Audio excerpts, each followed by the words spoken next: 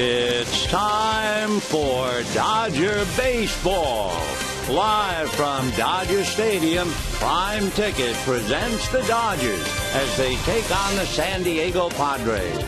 Hi, everybody, and a very pleasant Sunday to you, wherever you may be. Final game of the three-game series, the 16th meeting of the year between the two teams. And despite the fact San Diego is 20 games behind the Dodgers, the edge is to the Dodgers only 8-7.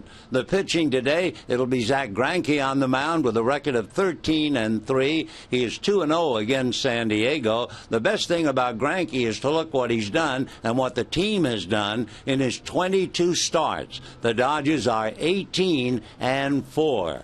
On the mound for San Diego, Tyson Ross from Oakland. He is 3-7, 0-1 against the Dodgers. Oh, we'll get to the ball game and a whole lot more coming up right after this.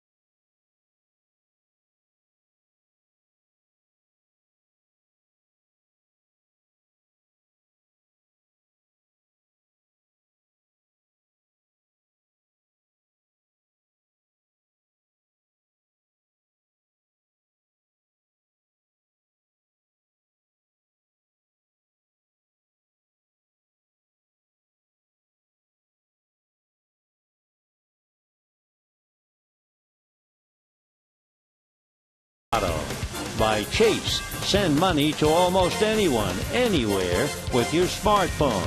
Chase Quick Pay, so you can. And by 76. We're on the driver's side. Moments away from first pitch on this Sunday afternoon. Beautiful baseball weather, bit warm. San Diego trying to avoid the sweep. Dodgers have already won 80, 25 games over.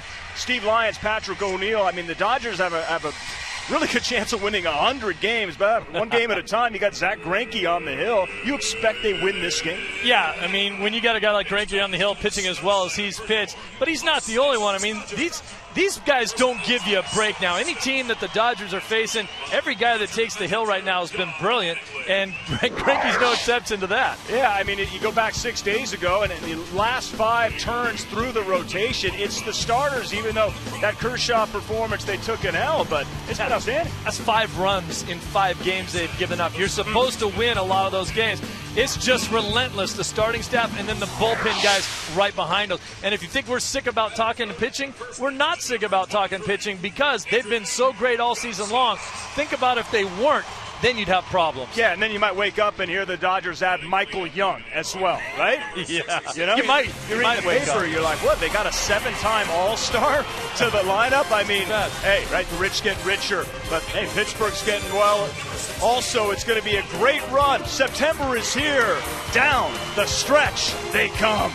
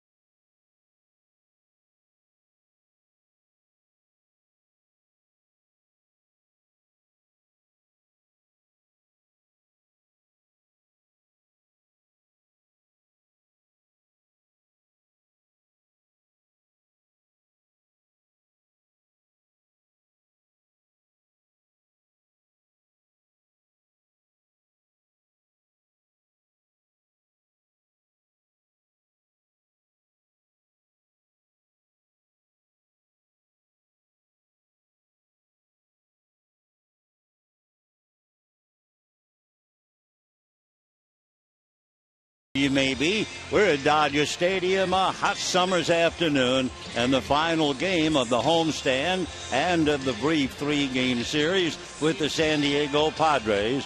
The Dodgers having won 3 in a row, 2 straight against San Diego, so they have clinched yet another series, 16 so far this year.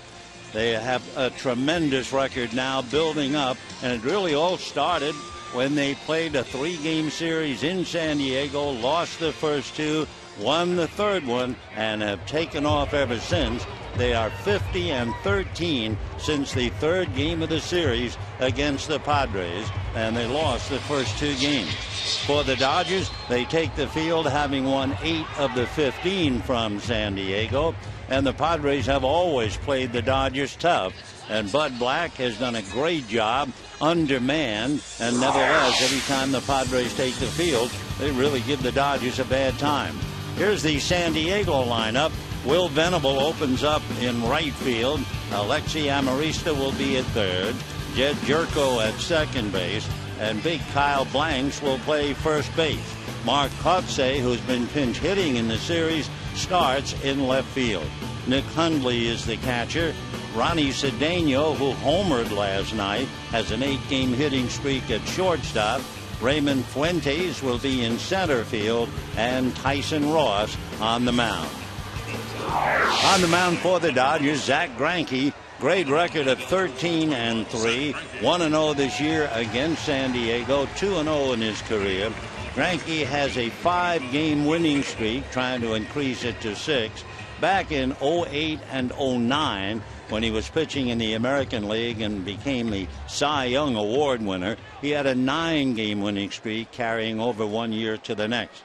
And as far as the Dodgers are concerned, in his 22 starts, the club is 18 and 4. Will Venable will start it off, fouls the first pitch away, and we're underway, 0 and 1. Venable drew blanks last night, 0 for 4. That snapped a 9-game hitting streak, but he's still batting .277, 20 home runs, 49 runs batted in. Greinke looks to get a sign, works off the first base side of the rubber. The right-hander deals a broken bat, foul ball.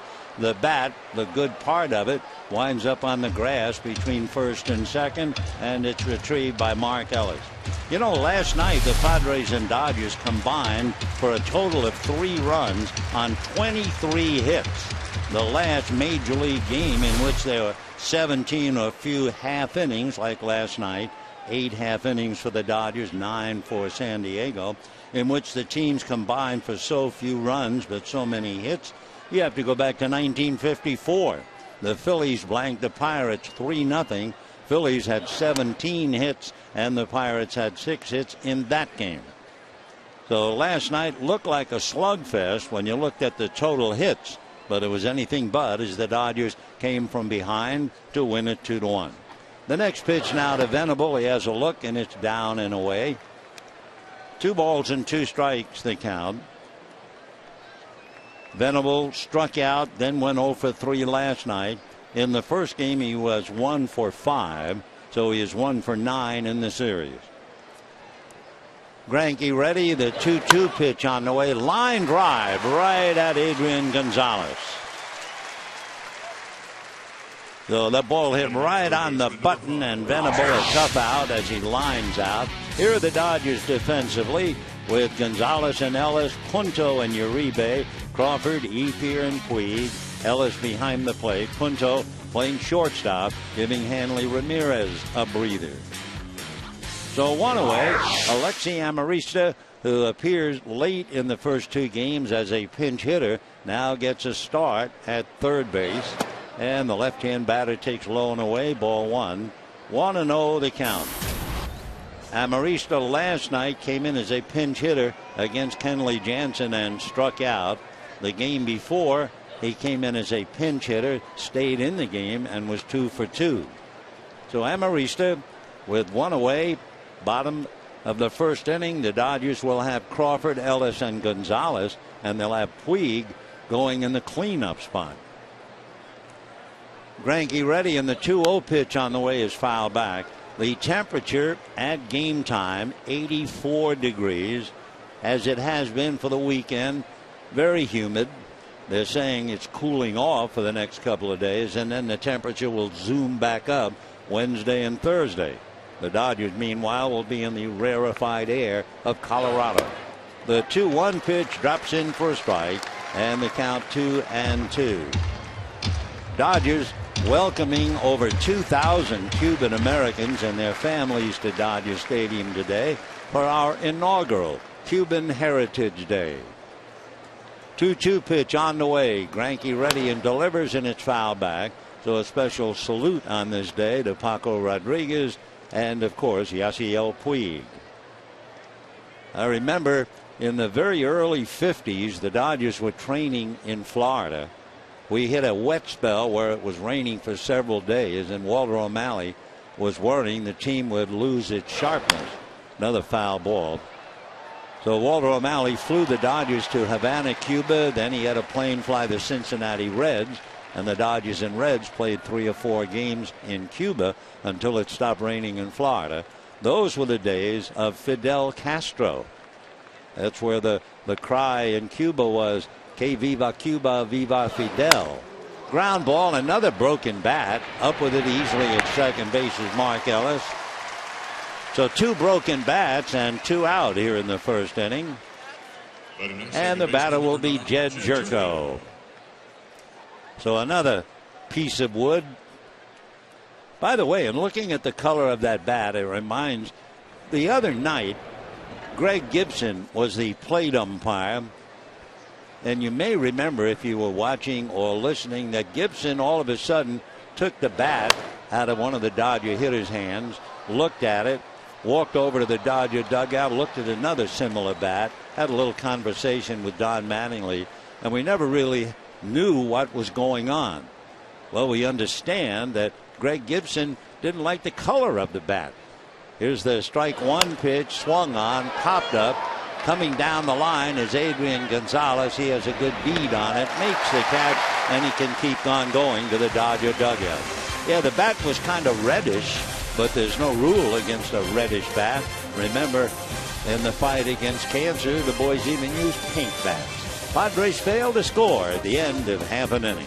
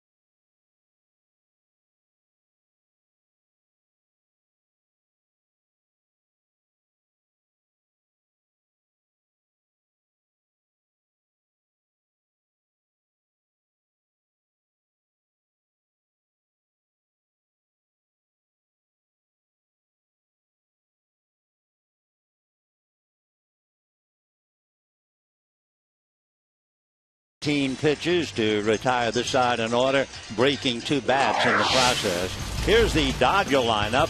Carl Crawford leads off in left field, and Mark Ellis at second base. Adrian Gonzalez at first, and Yasiel Puig hitting cleanup in right field. Andre Ethier in center, Juan Uribe at third, A.J. Ellis behind the plate, Nick Punto spelling Hanley Ramirez at short, and Zach Greinke on the mound. On the mound for San Diego, big Tyson Ross. He's 6'6", so he's just as big as the hard-throwing Andrew Kachner, whom we saw last night. Tyson, out of Berkeley, where he was born, he makes his home in Oakland and went to the University of California. As a kid, he was playing outside the Coliseum in Oakland, makes his first pitch to Crawford inside ball one. In fact, he was playing baseball just down the road from the Coliseum on 66th Street, dreaming that one day he'd play for Oakland. Not only did that happen, but the uniform number he wore in Oakland was 66 to mark the street just outside of Oakland where he played as a kid. So Tyson Ross with a record of 3-7, despite the fact his earned run average is 3, and he's working on Crawford. Tyson, 6'6", 230, only 26 years old. Father a doctor, works from the first base side of the rubber. Crawford waits, and the 2-0 pitch, and that's taken for a strike, and the count 2-1. Tyson Ross has quite a drop-off in his pitch count in the sense of how he works against the lineup. He gets a strike, 2-2 to Crawford. First time through the lineup, the opposition has hit 270. Second time through the lineup, they've hit just 137. And then the third time, they hit 255. Ground foul by Crawford. So in other words, he's very consistent for the first 30 pitches, and then he gets better from the 46th pitch on, 46 through 90. He's really tough. The opposition hitting less than 150. 2-2 pitch on the way. Crawford takes outside. Ball 3. 3-2. Well, I'm sure you know that since the 22nd of June, the Dodgers have been playing exceptionally well to win 50 games. 3-2 pitches, ball 4. So Crawford begins with a walk, and Mark Ellis coming up. Mark Ellis, one of the many heroes last night, came in as a pinch hitter in the 8th inning, had a base hit to drive in the winning run. The Dodger record over the stretch since June 22nd, 50-13. That's the lowest total number of games the Dodgers have ever required to accumulate 50 wins. So you got to say to yourself, boy, that's really doing something. In fact, since the post-World War II era, only 2 teams have done that. Tyson ready and delivers, and the first pitch in for a strike, 0-1. The 1954 Cleveland Indians were 50-12, and they were swept in the World Series by the New York Giants. The Seattle Mariners in 2001, they were 50-13, and they were swept by the Yankees in the American League Championship Series. So the Dodgers have their 50-13 record, but that takes a little of the luster away, realizing the other 2 teams were upended. It's also a word of caution to the team and their fans that they haven't really accomplished anything despite the 50 wins and despite the 10.5 game lead. Crawford at first, held on there by Jesus Guzman. Check me now. It's blanks looking back to last night's game. 0-2 the count. Mark Ellis waiting, throw over the first, jumping back on the bag is Crawford. Carl has stolen 13 out of 17. Crawford talking about his running ability, and he has said, I can just about steal a base whenever I want to, but because the years go along and I've had some hamstring pulls, I'm a little more cautious. The pitch at the plate swung on late and foul back. Reason he was swinging late, it was a 95-mile-an-hour fastball. 0-2 the count to Mark Ellis. Adrian Gonzalez on deck. No score, bottom of the first inning. Tyson Ross looks down to his catcher, Nick Hundley. Now the big right-hander bends at the waist, looks in to get a sign. Straightens up, and the strike 2 pitch on the way. Good late breaking pitch for strike 3 called. So Ellis took it thinking it was high. The bottom dropped out of it, and down he goes. 1 away. One of those pitches that looks up until just about it gets to the strike zone. They talk about late movement. That was a perfect picture of it. So 1 away. Crawford at first. Here is Adrian Gonzalez. No surprise last night. Gonzalez had the clutch base hit to drive in the tying run. And then Mark Ellis drove in the winning run. Dodgers winning a squeaker 2-1. Adrian batting .295, 19 home runs. Throw to first. Crawford jumps back on the bag. Gonzalez with 86 runs batted in. Mr. Consistency. He's had 25 or more home runs, 90 or more RBIs for quite a stretch now. So Gonzalez waiting. Tyson Ross set at the belt, looks over at Crawford, comes back to his hitter, gets a strike, and the count 0-1. Tyson Ross 3-7, 0-1 against the Dodgers. Gonzalez out of the box for the moment. This is the 4th time that the Dodgers has seen Ross, and his 2nd start. Right-hander deals, and it's fouled away. And the count 0-2. So this is the 5th time this year that the Dodgers have seen Tyler Ross, going all the way back to April, where he started here and went 4 2/3 innings. It's also here where he picked up his first major league hit. So Ross peers in to get a sign. Adrian waiting, 0-2. Ross comes over the top, fastball high and away, 96 miles an hour. Boy, that was some performance last night by Andrew Kashner. 97, 98, 99. He hit 100 on the gun at least twice. But as they say on Broadway, how'd he come out? Here's the 1-2 pitch, way outside. 2-2. Cashner, going 7 innings, was not involved in the winning or the losing. Neither was Capuano. The starters last night each turned in a tremendous effort. Capuano now resting comfortably in the dugout. 2 balls and 2 strikes the count. Next pitch swung on, line drive, but it's off the glove of Tyson. By the time he recovers and throws to first, they just do nip Gonzalez. It was the catcher, Nick Hundley, who ran out to the mound and made the play. So Crawford standing on second base. It was a line drive. Ross is 6'6". He reached up, and then after knocking the ball down, had no idea where it was. Hundley alertly recovered. Bang, bang play at first. Fine play by Nick Hundley. And Gonzalez is out. I guess you have to give the pitcher an assist. So Gonzalez is out. 1, 2, 3. 2 down.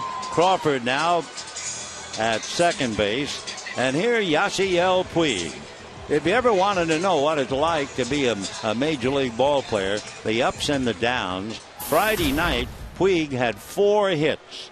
Last night he was brought down to earth. He struck out 3 times. And today he's hitting cleanup. Ross out of his stretch. Tyson delivers, and the first pitch a little low. Ball 1. 1-0. Yasiel waiting, putting up solid numbers, and of course, among other things, last night he made a great one-hop throw to the plate to nail Rene Rivera, and in a 2-1 game, that was a huge play. The 1-0 pitch on the way, and Puig takes on the inside corner for a strike, and the count 1 ball and 1 strike. Hitting behind him, Andre Ethier. No score, bottom of the first. Carl Crawford at second base with 2 out.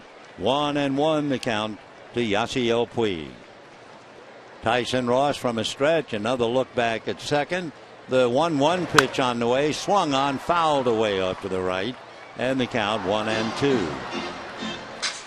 Yasiel Puig, in looking at his numbers, a .349 batting average. 13 home runs. 31 runs batted in. He's walked 26 times, and he has struck out 75, so a little more than 2-1. So Yasiel backs out. 1 ball and 2 strikes the count. So on Cuban Heritage Day, here's Yasiel. He's from Cienfuegos. 1-2 the count. 1-2 pitch on the way. Puig takes it high and inside, backs away. 2-2 the count. Carl Crawford at second base, 2 down, first inning, no score. Hot summer's afternoon. In fact, if you didn't know you were in Los Angeles, you're in baseball, you'd think you'd be in St. Louis, Philadelphia, Cincinnati, New York, anywhere but Southern California because of the humidity.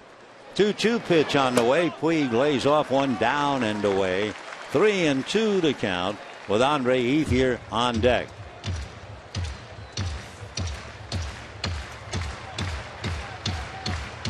Tyson Ross goes all the way with Puig. Puig is 1 for 2 in the past against him, and it was a home run. So Yasiel waits. Tyson straightens up, and the 3-2 pitch on the way. Fastball comebacker, 1 hopper to Ross. He feeds his first baseman, and that's that. No runs, no hits, a walk, and a man left. And at the end of an inning, no score.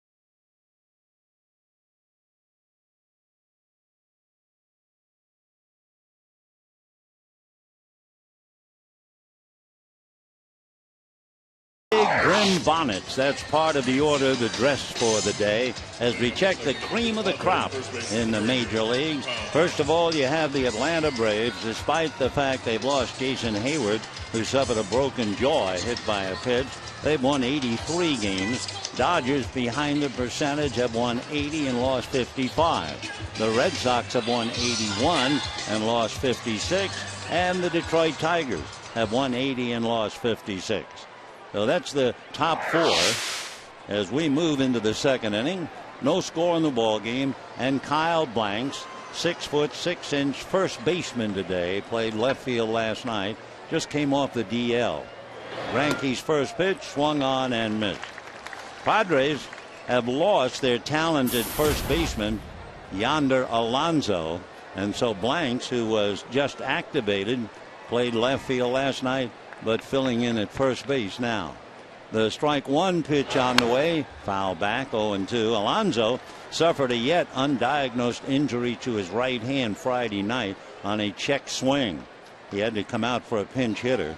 It's not related to the fracture of the right hand when he was hit by a pitch the end of May. But one thing, a good solid ball player is out of the Padre lineup, Yonder Alonso. Strike two pitch on the way is low, 1-2 the count. Just to close the book on Alonso, he's hitting .281, half a dozen home runs, 45 runs batted in. Blanks hitting .260, 8 home runs, 34 runs batted in. Greinke into the windup, and the 1-2 pitch on the way is swung on and missed, and down goes Blanks. So strikeout number one. The old story, the bigger they are, the harder they fall. Blanks goes down, one away, and now Mark Kotsay coming up. Kotsay, a local boy from Whittier, has made 2 appearances in the series as a pinch hitter, lined out to third in the first game. 0 for 2 as a hitter and batting .200, making a start. Greinke delivers, and it's swung on and missed, 0-1. The Diamondbacks get a run. They lead the Giants 1-0. Martin Prado's double has given Patrick Corbin an early lead. Corbin, by the way, is 13-4, and Prado's a big man in the National League as Kotsay swings and misses. Padro, he had 30 RBIs in the month of August. So Martin swinging a very hot bat, and if he's not doing it, Paul Goldschmidt is. 0-2 the count to Mark Kotsay. And the strike two pitch on the way. Greinke delivers, and that's whacked in the gap, but it is slicing to Carl Crawford. That's one of those room service fly balls. It comes to you, and we have 2 down in the second inning. That'll bring up the catcher, Nick Hundley. Rivera caught last night. Hundley caught the first game and went 0 for 2, then single, flied out, wound up going 1 for 4. So Nick batting .239, 10 home runs, 35 runs batted in. 2 outs, second inning, no score. Greinke is retired 5 in a row. Right-hander ready and comes to his hitter, and that's hit in the air to left field. Crawford coming up to meet it, and that's that. So a quick inning for Greinke. After making 14 pitches in the first inning, he made only 8, and at the end of an inning and a half, no score.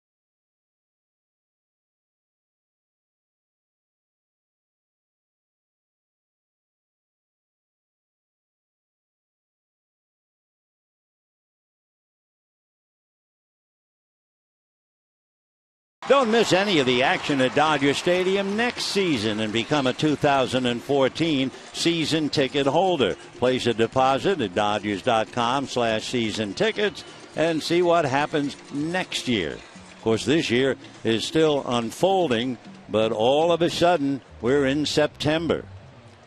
Today, September 1, Dodgers will be home on September 9. They'll play through the 15th. And then they'll have 3 more games left at home for the regular season. That would be September 27, 28, and 29 with Colorado. So the Dodgers, after today, have 10 more games at home. 3 with Arizona, 4 with the Giants, 3 with Colorado. So make your plans. Be out here and join in the fun. As Andre Ethier checks in, hitting .277, 10 home runs. 47 runs batted in. Uribe hitting back of him. And the first pitch low, ball 1-0. Ethier last night, single and a double in 3 trips. He was also walked intentionally. In the first game, he went 1 for 4. So he's had 3 hits in the series. Swings and hits a towering foul ball with emphasis on the word foul. It carries to the second level, but it was found almost the moment it left home plate, heading for foul territory. So Andre waiting, 1 ball and 1 strike. For Tyson Ross gives us a chance to tell you in 92 innings, he has given up only 6 home runs. The 1-1 pitch on the way is swung on and missed. 1-2 the count. The Padres are 2 ball clubs. Although the Dodgers find them very difficult no matter where they play. Bud Black's club at home, 4 games above 500. They're fine. They do well. They come out on the road and they get crushed. They're 24-43 as Ethier fouls a pitch away. So what a difference. 4 games up at home, 19 games down on the road. So certainly the pitching staff is shaped to pitch in Petco Park. They all pitch well, much better than they do on the road. And no matter where they play the Dodgers, they're rough. The 1-2 pitch in there. Ethier caught looking. Down he goes. 1 away. I mean, you look at the standings and you say the Dodgers are 20 games in front of San Diego. And the Padres say, oh, yeah? How many games have you won? Well, in 15, the Dodgers have won 8 to the Padres 7. What about Dodger Stadium? The Dodgers have won 4, and the pesky Padres have won 4. So despite the fact San Diego looking up at the bottom of a mine shaft, 20 games back, they're dead even against the Dodgers most days until late in the game. Juan Uribe takes a strike, and the count 0-1. The writer's asking Uribe, how do you feel about the Dodgers acquiring Michael Young? He said, oh, I feel good. He's a good player. Uribe realizing another good player makes things a little better and the club stronger for the postseason.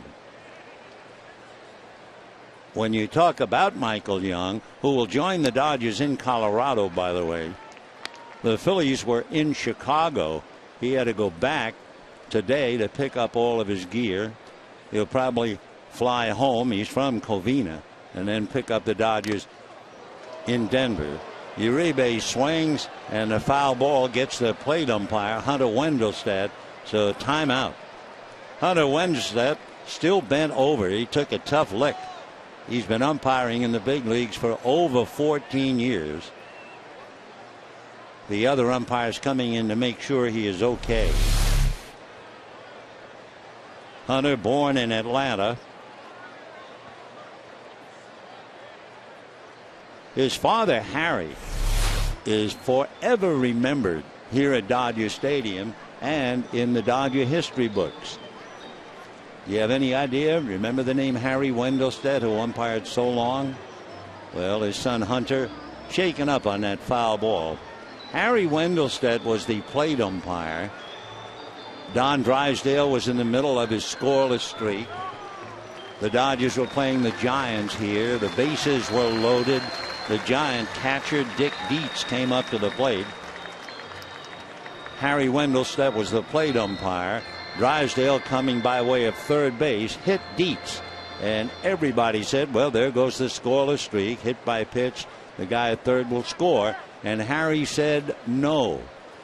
He said the rule said that the hitter, in this case Dick Dietz, did not make any effort at all to avoid the pitch. Consequently, although he was taking one for the club, it was not rule ball 4. And it was Hunter's dad, Harry, that made that tough call. And thank goodness Hunter is okay. Uribe fouls another one away, and the count is still 1-2. Back in the 2009 World Baseball Classic, Hunter Wendelstedt worked down in San Diego. He lives in Louisiana. The biggest moment as Uribe comes up empty and walks away. Hunter Wendelstedt's biggest moment was joining his father to umpire in a big league game. Harry, by the way, was a National League umpire for 33 years. And Hunter finally joined him. He always wears number 21. That was his father's number. So it's a great story. And he's wearing it to this day, and thank goodness Hunter's okay. So we have 2 down, second inning. A.J. Ellis up there and takes ball 1 after Ethier and Uribe strike out. Now the 1-0 pitch on the way, and that's taken for a strike. We were alluding to Michael Young while Uribe was hitting. Michael, born in Covina, attended Bishop Amat High School. He's 36 years old. He'll be joining Mattingly and Company in Colorado. In 14 years in the big leagues, Michael Young had over 2,300 hits. This year, hitting a solid .272, 7-time All-Star, a 300 hitter in his career. Played in 2 World Series with Texas. Still looking for a ring. The pitch to A.J. Ellis fouled away, and the count stays 1-2.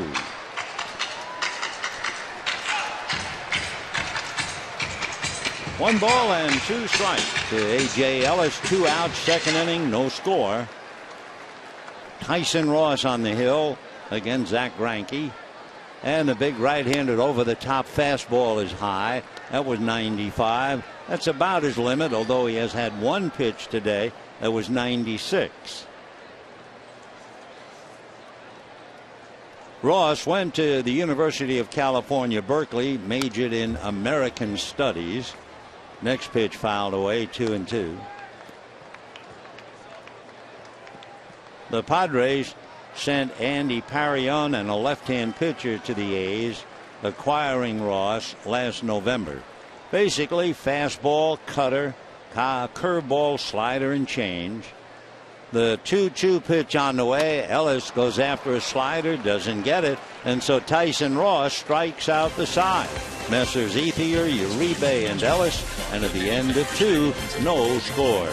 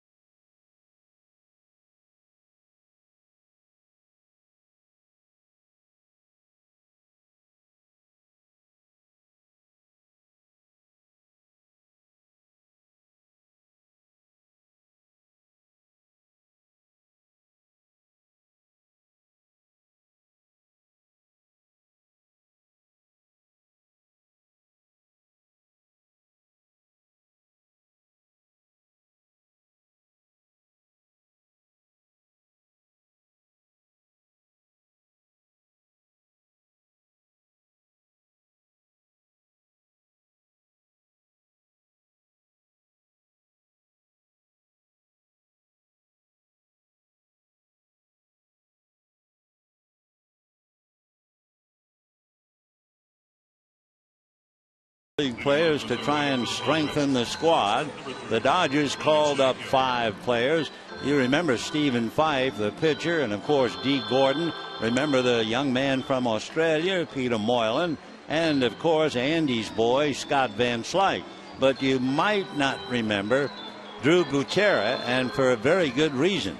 Butera really joining the ball club as an unknown.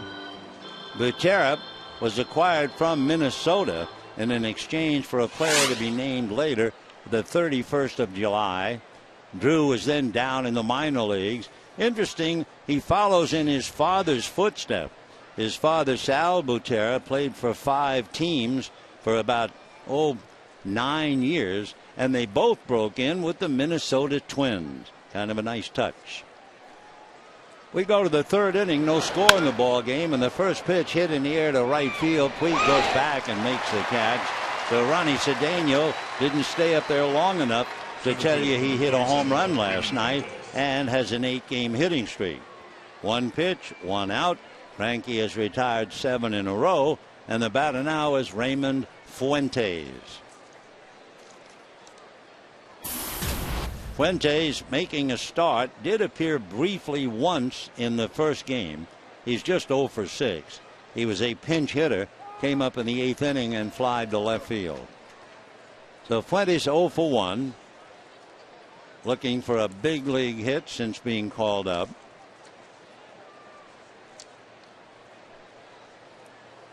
Greinke, both feet together on the rubber, now ready to make his pitch. Fuentes holds up. Pitch is high, 1-1. Fuentes is from Orlando, Florida, makes his home in Puerto Rico. In fact, he was signed first-round pick by the Red Sox 4 years ago in Puerto Rico.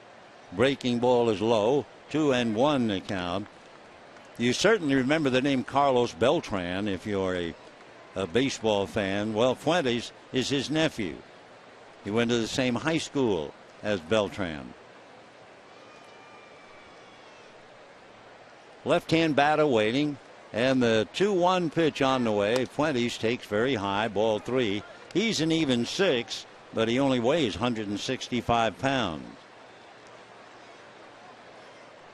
No power to talk of while he was in the minor leagues. 3-1 pitch. Fuentes takes over his head, ball 4. So Raymond Fuentes draws the walk with 1 out, and Tyler Ross coming up. For Fuentes, he becomes the first base runner after Greinke had retired 7 in a row.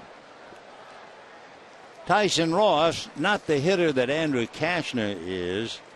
Cashner, a solid hitter, and gave the Dodgers a bad time last night with the bat. Cashner had a single and a double.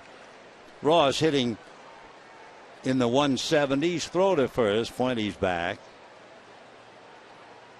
Have no idea whether Fuentes can run except to look back at his minor league record, but he certainly doesn't know the moves of the various pitchers in the National League. Greinke delivers a bunt attempt, is foul tipped, and the count 0-1. In the minor leagues at Greenville in the Sally League, Fuentes stole 42. At Lake Elsinore, he stole 41. In the Texas League, he stole 35.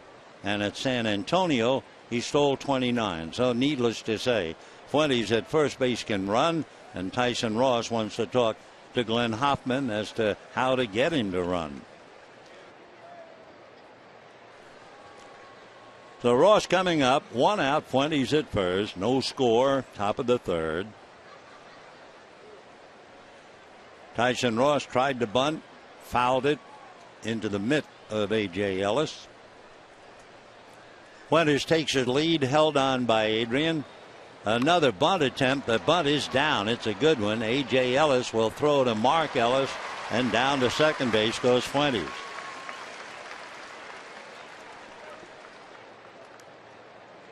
Two to 4.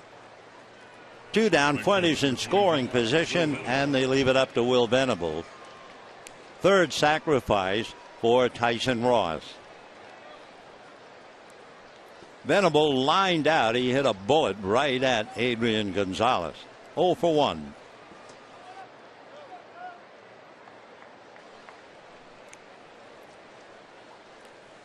Granke, right foot on the rubber, looks in to get a sign. We're in the third inning, no score.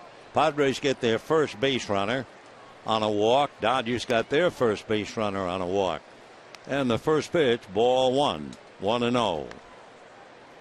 Coming into this inning, Granke had made 22 pitches, so he's now made 9. Zach studying Ellis. Outfield just about straight away. And the 1-0 pitch, Venable takes inside. Venable with 20 home runs, 49 runs batted in, so Granke has to be very careful. On deck, Alexi Amarista. 2 balls and no strikes. Granke set, looks back at second. The 2-0 pitch, that finds the mark. 2-1 to count. The Dodgers will leave and go on to Colorado after the game. They'll play Monday, Tuesday, and Wednesday in Denver. Thursday's an off day, and next weekend they'll be in Cincinnati. So starting on September 9, they'll be home, 3 with Arizona and 4 with San Francisco. 2-1 pitch on the way, high and tight, almost got him. 3-1 to count. The Dodgers against Arizona are in the red. Dodgers have beaten Arizona 5 times, and they have lost 7. How they do with Colorado? They played Colorado 13 times. They've won 6, and the Rockies have won 7. Then they'll play the Giants, and they're 500, 6-6 with San Francisco. On the pitch, down to third goes Fuentes. Pitch got away from Ellis on ball 4. So now Padres have runners at first and third on a couple of walks, and Alexi Amarista coming up. Third baseman, number 5, Alexi Amarista. It'll be a wild pitch, not a stolen base, to account for Fuentes getting to third. So first and third, 2 out, and the pest, Alexi Amarista, coming up. Hitting behind him is Jerko. You wonder what it would do to a pitcher to, let's say, have Amarista hit either before or after Kyle Blanks. That would really present quite a problem. Amarista is listed at 5'7", and of course Blanks is 6'6". That would wreak havoc as far as the strike zone is concerned. One pitching through the eye of a needle, and the other pitching almost in a room as far as the strike zone. But Alexi is hitting in front of Jerko, who's about 5'10". 0-1 to count. Fuentes at third, Venable at first. 2 out. They have to worry about Venable running, among other things. Granke set at the belt, checking. Now comes back to his hitter, high and tight. Boy, that almost got Amarista for sure. Above the hands and very close to the face. Granke, by the way, with a runner at third, has made 5 wild pitches. We can also tell you the Giants and the Diamondbacks are tied up 1-1 in the third inning. So Granke in a spot here with 2 out, and the 1-1 pitch to Alexi Amarista is swung on, hit into left field, base hit, so the run will score. Down to second goes Venable, and Amarista just puts the bat on the ball and a single to left field. Amarista now with 29 runs batted in, and Fuentes brings it in. So you walk 2, sooner or later you're going to pay the price, and Granke now is in a hole, 1-0.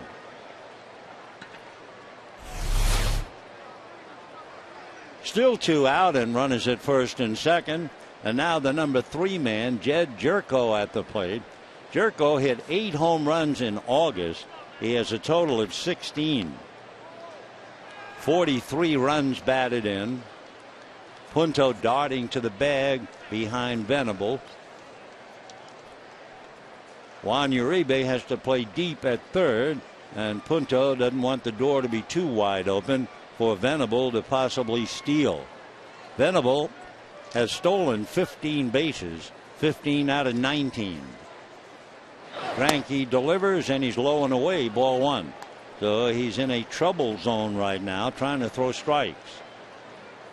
He got Cedeno, then he walked Fuentes, Ross sacrificed, fell behind and walked Venable, committing a wild pitch on ball 4. Fuentes took third. Amarista singled to left to drive in the run. So 1-0 San Diego. Runners at first and second. 2 out. Jerko popped up in the first inning. Greinke a fake, spins off the rubber and just looks back at second base. Jed Jerko, the man from West Virginia, a Mountaineer. He's had a good series, 4 for 8 in the first 2 games. Out of a stretch as Greinke comes to the plate low. So he's struggling for the strike zone now. 2 balls and no strikes. Over the year and looking, he had walked 39 while striking out 112. So it's rare for him to walk a couple in the inning, but he's done 2 and he's on the edge of a third. 2-0 to Jerko with big Kyle Blanks on deck.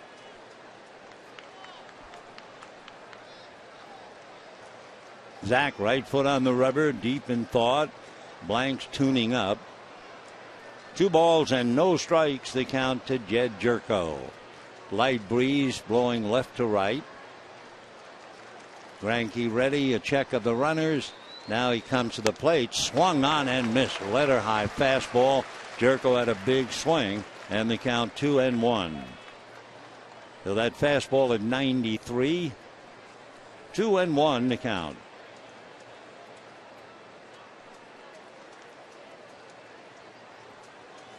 Greinke looks down to get a sign from A.J. Ellis. Jerko, right hand hitter waiting. And the 2-1 pitch on the way, and that swung on and missed. Jerko kind of uppercutting a little bit. That pitch was 95. The Greinke behind 2-0 comes back with 2 good fastballs, and that evens the count 2-2. Padres still giving the Dodgers a bad time, and they lead 1-0 today. 2-2 the count. Runners at first and second. Venable and Amarista. Greinke trying to get out of a jam. Now the right-hander set at the belt. Looks back at Venable. Comes back to the hitter, and it's foul back. Staying with the fastball. At a 93 and 2 95s. And Jerko still up there. Deuces wild. 2 balls, 2 strikes, 2 out, 2 on, 1 in. And the Padres lead 1-0. We're in the third. Dodgers will have Punto, Greinke, and Crawford due up in the bottom of the third.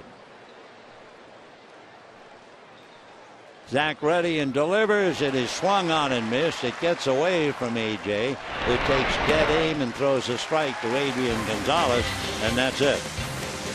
So Jerko strikes out. However, the Padres get a run on 2 walks and a hit, and at the end, a 2.5 lead the Dodgers 1-0.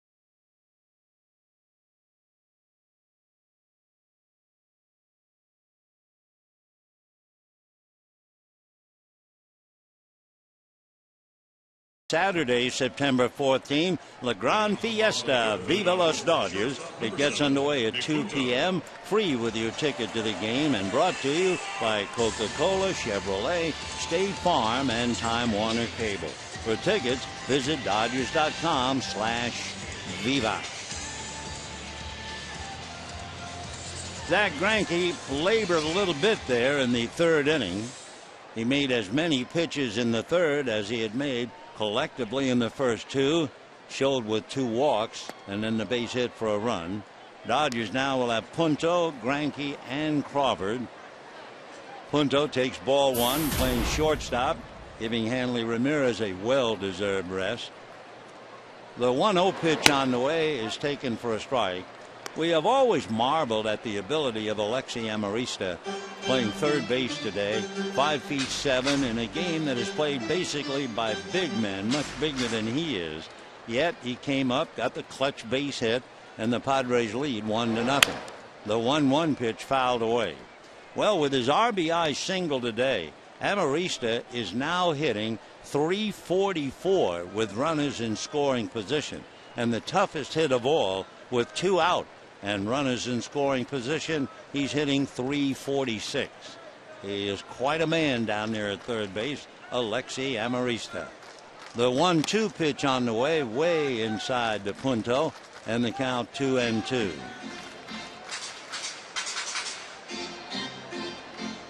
So Nick, the switch hitter, trying to get something started.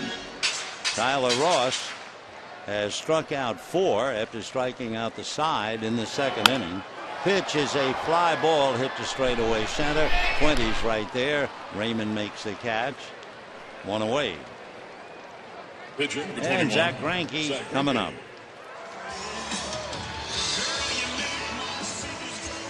Greinke, as you probably know if you've been following the Dodgers at all, you know he's a very good hitter. Zach batting .340. He has 16 hits, 2 doubles, 4 runs batted in. He's had about 60 plate appearances, and he has struck out 6 times, just about 10%. Ball 1. So you talk about a good hitting pitcher. If they strike out, let's say, a little bit less than 50%, so striking out 10%, you know he's tough. The 1-0 pitch, and that's low to Zach. 2 balls and no strikes.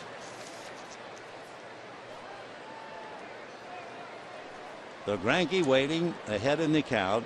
Tyson Ross up on the rubber. The big man is right on the first base side of the rubber. And the 2-0 pitch on the way. Greinke's taken all the way. In fact, he backed off the plate. Pitch in for a strike, and the count 2-1. Carl Crawford waiting on deck. Here's the 2-1 pitch. Greinke kind of waves at it. It wasn't a good swing. He was fooled by the pitch. And the count 2-2. Greinke made 22 pitches in the first 2 innings, and he made 22 pitches in the third inning alone. Hits a high fly ball into left center field. On the dead run is center fielder Fuentes to catch up to it and make the catch. The Greinke hits it a long way, and Raymond Fuentes runs it down. That looked like it had a chance, except it was hit so high it allowed Fuentes, who runs exceptionally well, to get under it.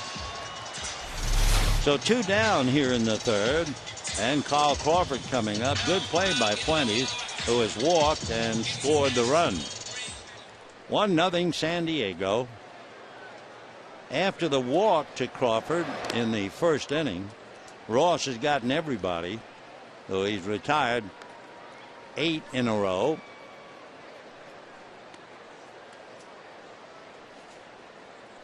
Crawford trying to get something going. Mark Ellis on deck. Ross back with a fastball in for a strike, and that evens it up. That was a 96-mile-an-hour fastball, and the count 1 ball and 1 strike.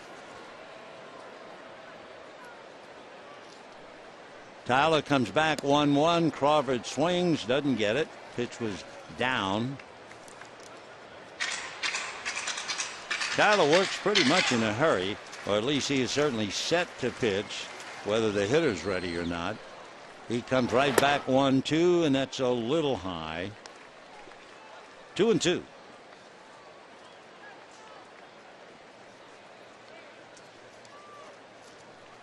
Crawford waiting on the 2-2 pitch. Swings, hits it foul off third. Back into the stands. 2 balls, 2 strikes, 2 out. 1-0 in favor of San Diego.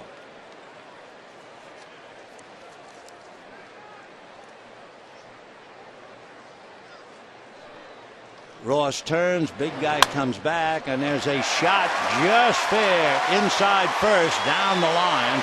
By the time it's picked up by Venable, into second base standing with a double is Carl Crawford. So Crawford doubles to right. Tying run is out there. Crawford was also the tying run at second in the first inning. And the batter, Mark Ellis.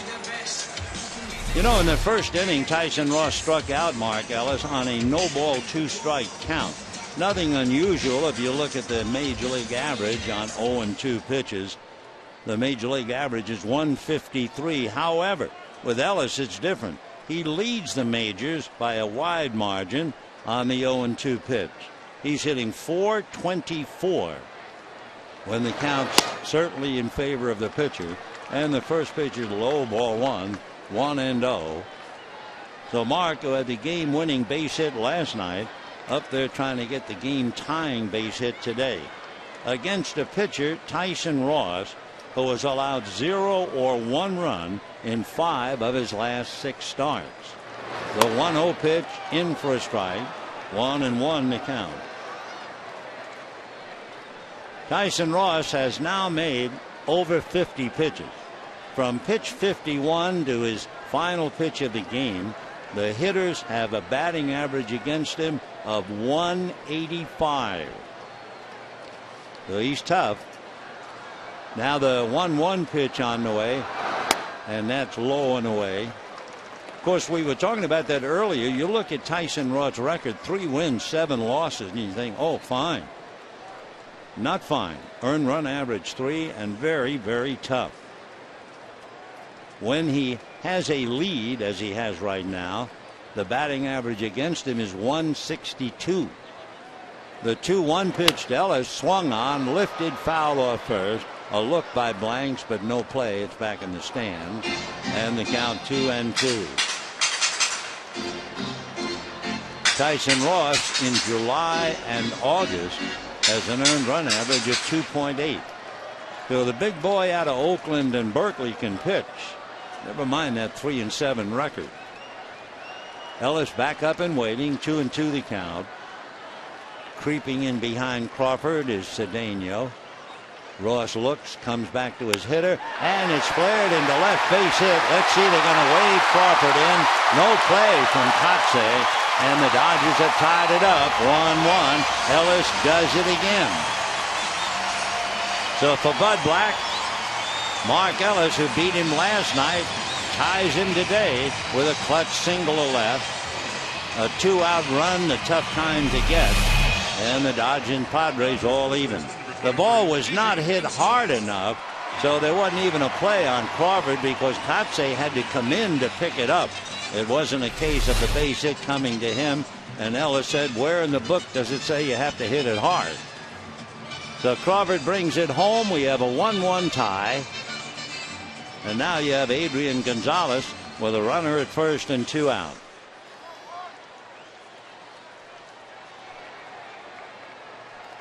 Adrian hitting .295. Ross delivers, snaps a fastball on the outside corner. 0-1 the count. Adrian remains the same. I mean, you could study him all day long and you would get no indication of how he feels. Happy, angry, none of the above. No matter how the call goes for him or against him, whether he hits a home run or he strikes out, he stays exactly the same. So he is a model ball player for some of the younger ones on the ball club. Not a bad idea to carry yourself like Adrian. The 1-1 pitch on the way. Ross checking, throw to first. The outfield, and they certainly know Adrian well. The outfield is swung around to left field. Actually, Will Venable is over almost in right center field. So you look at that and you say, well, they don't figure that Gonzalez is going to pull a ball. They're not going to pitch him to pull, and they play him away. The 1-1 pitch on the way. Ross delivers, and it's off the plate outside. Ball 2, 2-1. Mark Ellis at first. We have a 1-1 tie. Bottom of the third.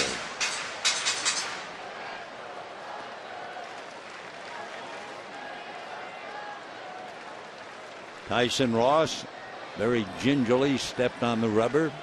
Now he's ready, and the 2-1 pitch on the way. Big guy deals high, and it drops in at the upper part of the strike zone, and the count 2-2. 2 balls, 2 strikes, 2 out, a run in. Dodgers and Padres tied up 1-1.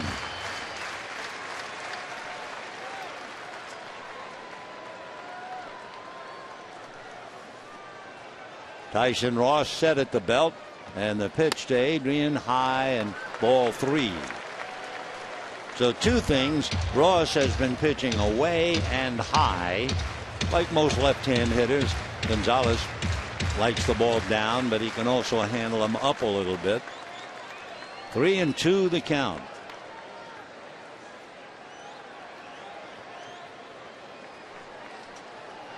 Full count pitch. Ellis ready to go. He does, and the pitch is foul back, and the count stays 3-2. A lot of tough games played between these 2 clubs. A lot of low-scoring games like last night. 2-1, 3-1, 3-2, 4-3. Another 2-1 game back in June. Padres played the Dodgers very, very tough. 3-2 the count. Mark Ellis goes. Adrian way out in front of a breaking ball, and down he goes. He was guessing and thinking fastball. He strikes out. Ellis does the job, and at the end of 3, a 1-1 tie.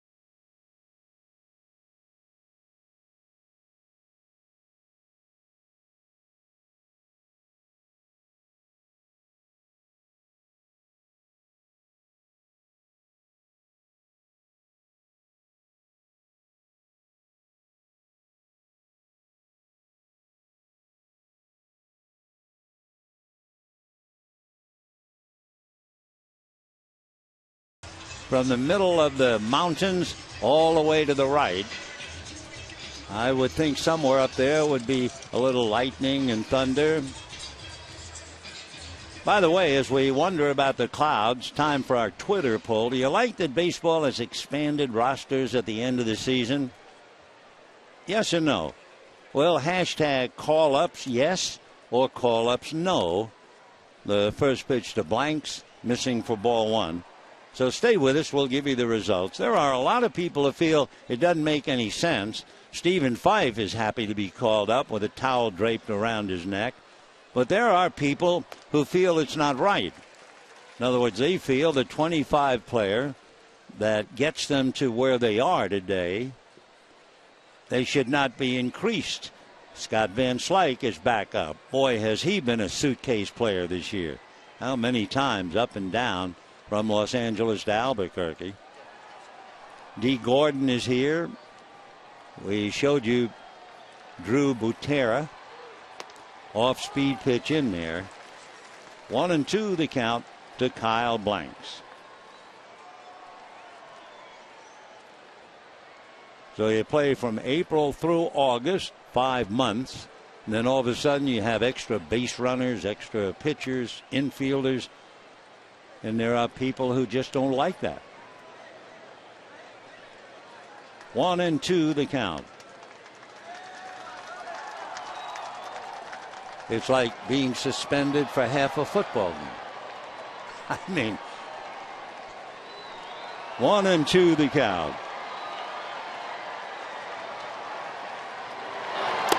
And down goes Kyle, 92-mile-an-hour fastball.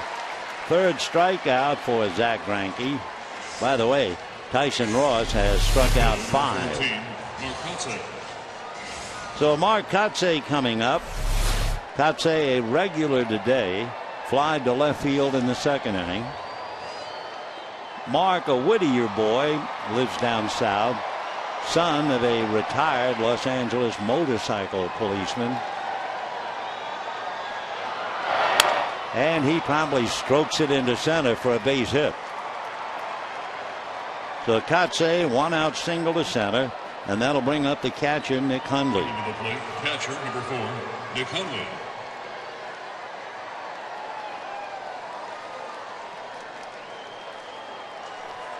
So Hundley coming up with Cedeno hitting back of him.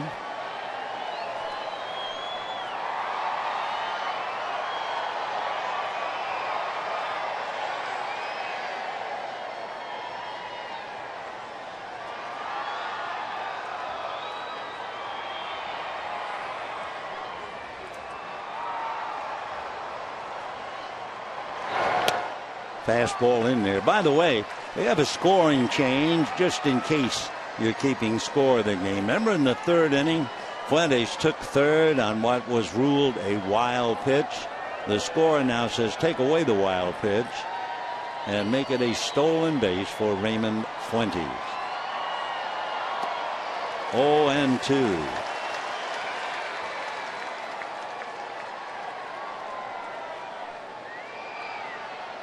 Hundley flied to left in the second inning, 0 for 1, way out in front. 73-mile-an-hour change off the curveball. Kotsay at first, held on by Gonzalez. 0-2. Just off the plate. Looked like a little cutter that just moved off the last minute. 1 ball and 2 strikes.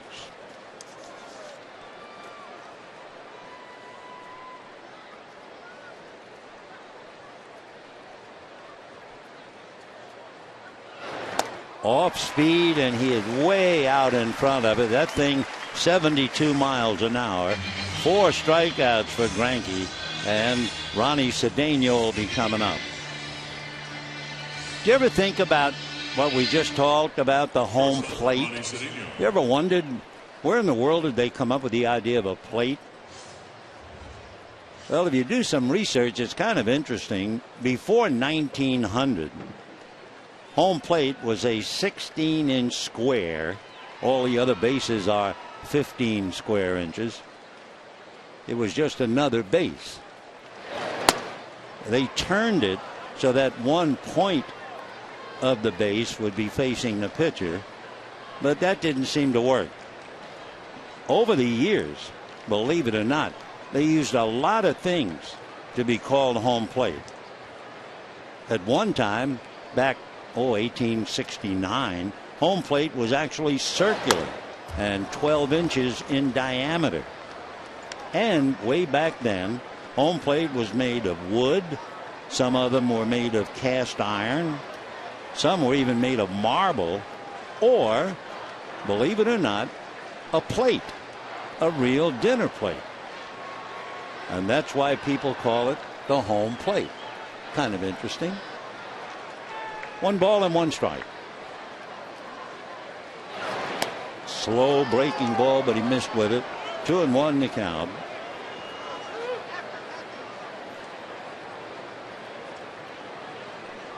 The home plate, as we call it, the square bottom is 17 inches across. Pretty valuable piece of real estate. 2-1 pitch, sprayed foul.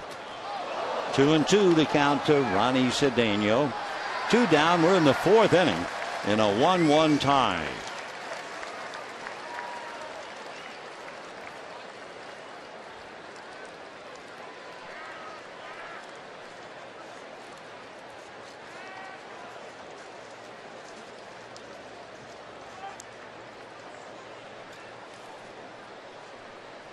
Over at first, Mark Kotze. 2 balls, 2 strikes, and a high fly ball. Andre Ethier is there, and that'll do it. No runs, 1 hit, a man left, and at the end of 3.5 innings, we have a 1-1 tie.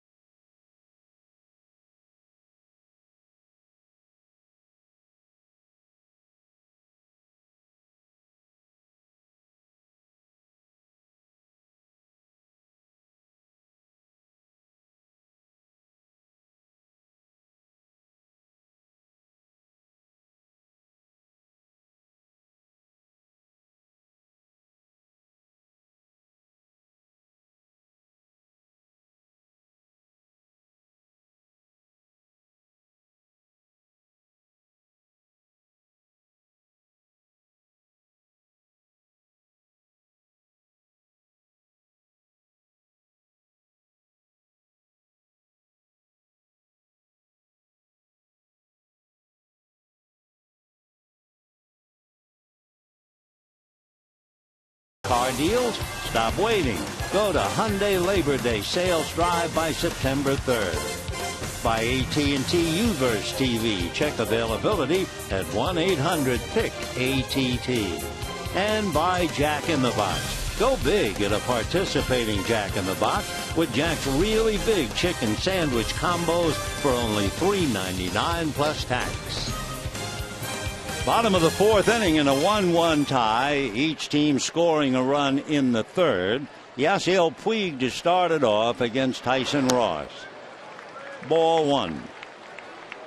The Puig, who had 4 hits in the first game, went 0 for 4, striking out 3 times last night, hit back to the box first time up today. And drills one into left field, base hit. So with over 2,000 Cuban Americans here on Cuban Heritage Day, Yasiel comes up with a base hit. And the batter will be Andre Ethier. Over in Arizona, the Giants are leading the D-backs 4-1 in the 4th inning. The Giants have 3 RBIs from their backup catcher Hector Sanchez against Patrick Corbin. So I don't know whether Buster Posey is playing first base or taking the day off, but Hector Sanchez having a big day. So Puig at first, nobody out. Ethier, Uribe, and A.J. Ellis coming up. Andre struck out in the 2nd inning.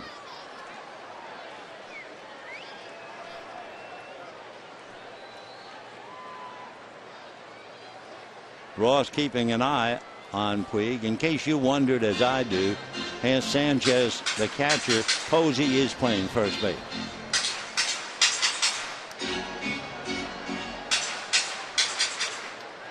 Puig has stolen 10 bases, but he's been caught 7 times.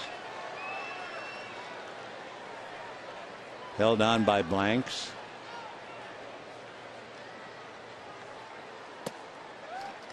One ball and no strikes to Andre Ethier. Interesting note about Puig. One reason I think why Don Mattingly had him leading off in the lineup for a while, when he leads off an inning, Yasiel Puig is hitting .507. Imagine. One ball and no strikes. And a foul ball down the line. Puig not reading Ross at all on that pitch to the plate. He was going back to first base. 1-1.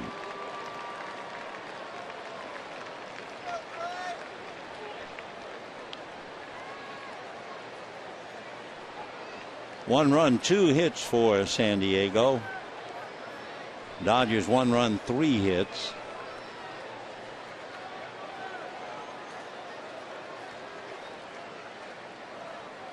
Pulled foul outside of first. Ball boy able to play the carom. 1-2 to count. Andre hitting .276. He has certainly turned in a remarkable job leaving the comfort zone of playing right field. He has just turned in a marvelous center field ever since Matt Kemp left the club. 1-2 to count.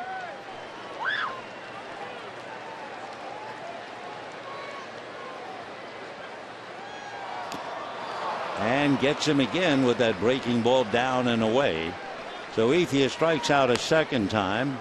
Puig holding at first. That is the 6th strikeout for Tyson Ross. So the big right-hander now has 88 strikeouts. He has also walked in the 30s. 1 down. Juan Uribe struck out in the 2nd inning.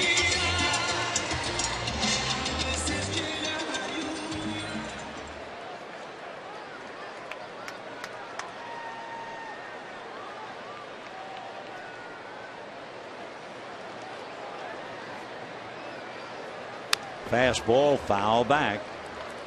0-1. Uribe holding at .270.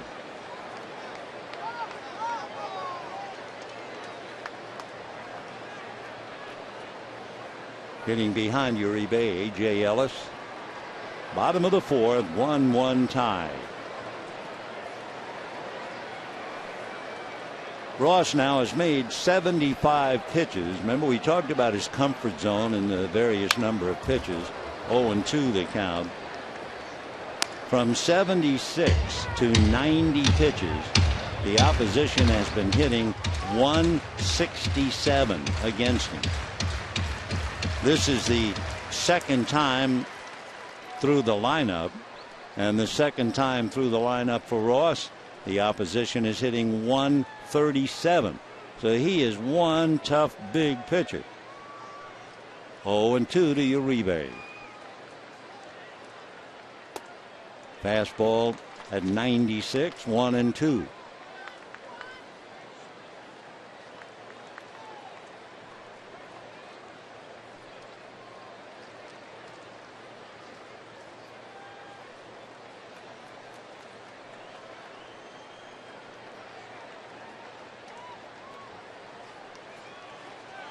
One out, 4th inning, 1-1 tie. Quick throw over there. Puig gets back.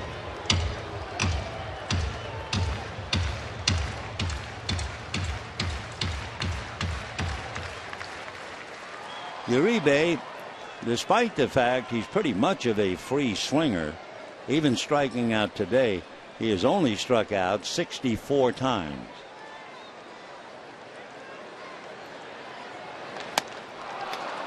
Make it 65. 7 strikeouts for Tyson Ross. Reason we were thinking about that, Puig was acting like maybe they could hit and run on him, but it never materialized. And the batter now, A.J. Ellis. Ellis struck out. So Ross has struck out 7. Getting Ethier twice, Uribe twice.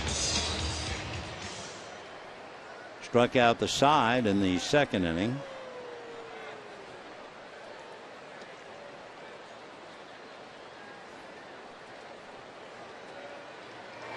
Fastball in there for a strike. 0-1 the count.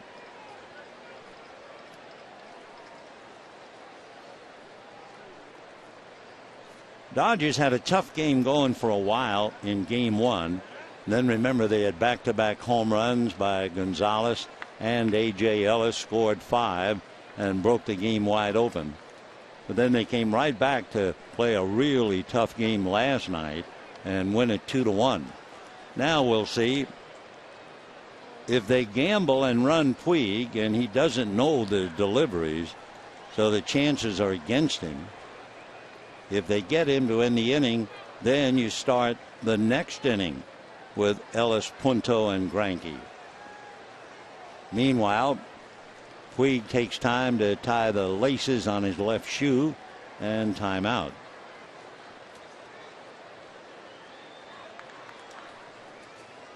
Oh, 0-1 to A.J. Ellis. 2 out, 4th inning, 1-1. Crowd kind of quiet, somewhat hammered, I'm sure, into their seats by the heat and humidity. Nice scoop by Hundley. That was in the dirt. 1 ball and 1 strike. So Nick moving quickly to his right, made a fine play. That had wild pitch all over it. And you see, he didn't try to backhand it. He did what you're supposed to do. You move your body and block it. A good play by the catcher, who never ever gets a round of applause from the fans. 1 ball and 1 strike. 1-2.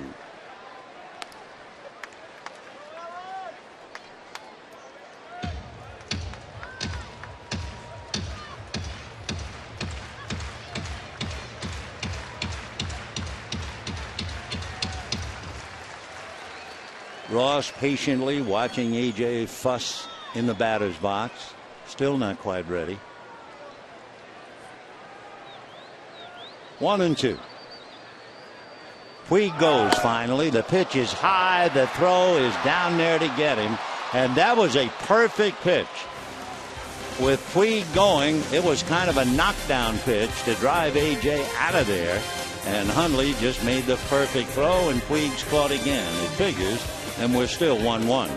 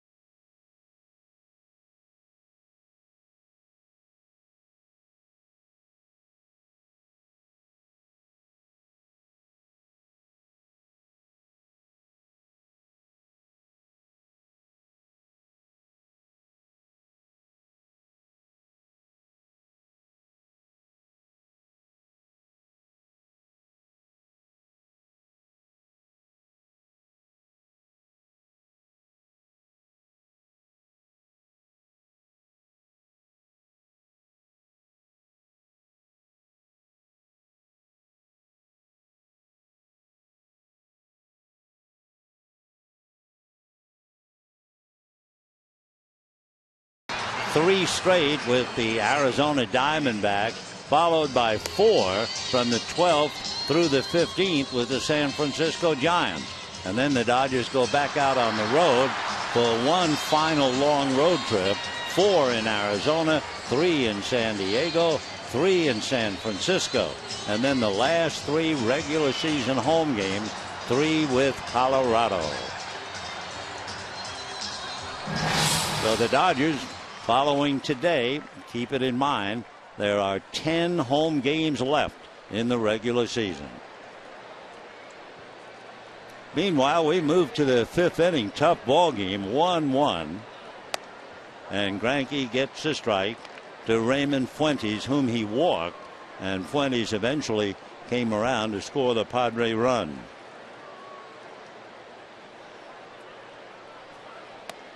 Off speed, that's in there. 0-2. Raymond spells his first name R-E-Y-M-O-N-D. Fuentes. No balls, 2 strikes.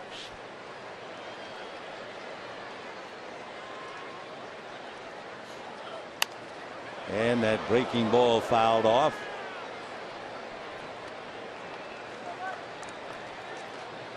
Fuentes getting a look in a starting role today and playing center field. Made a nice running catch on the ball hit by Greinke in the 3rd inning into left center. 1-2.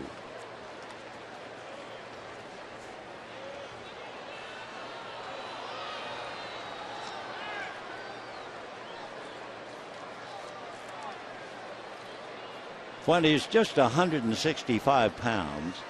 In the minor leagues, he had 6 home runs in San Antonio.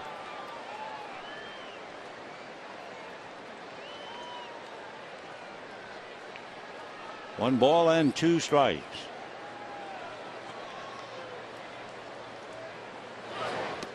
Swinged late on an off-speed pitch. It was only 70 miles an hour, and he was trying to wait. And down he goes. 5 strikeouts now for Zach Greinke. So we've had 12 strikeouts. Tyson Ross has struck out 7.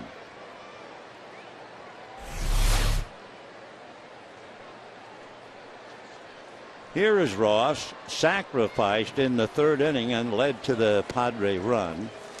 1 ball and no strikes. Every kind of chapeau today, and my dear, that is you. Okay, no, it's not. What is you? A cold, wet cloth and a ribbon. Fouled away. Ah, now you're all dressed for the ball. Little girls with ribbons break your heart every time. And tearing up the wet Kleenex, good. Doing a really good job. 1-1. Fastball in there, 1-2.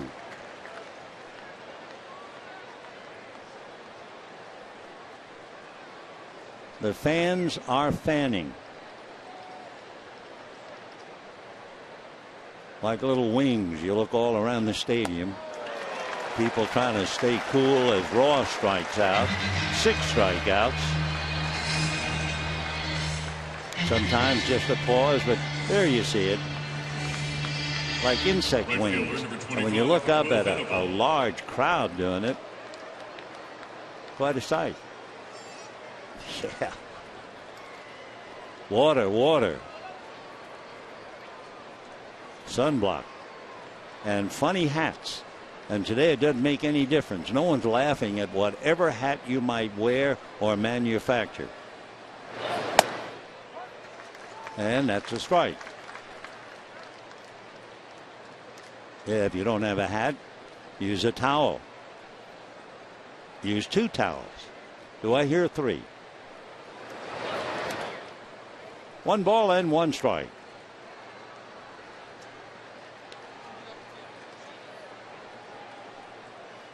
Temperature at the start of the game, 84 degrees. Last night, it was 85. Friday night, it was 89 when the game started at 10 after 7. 1 ball, 1 strike. Ball 2. This feels all like the old Ebbets Field days. Makes that 5-day roll right off.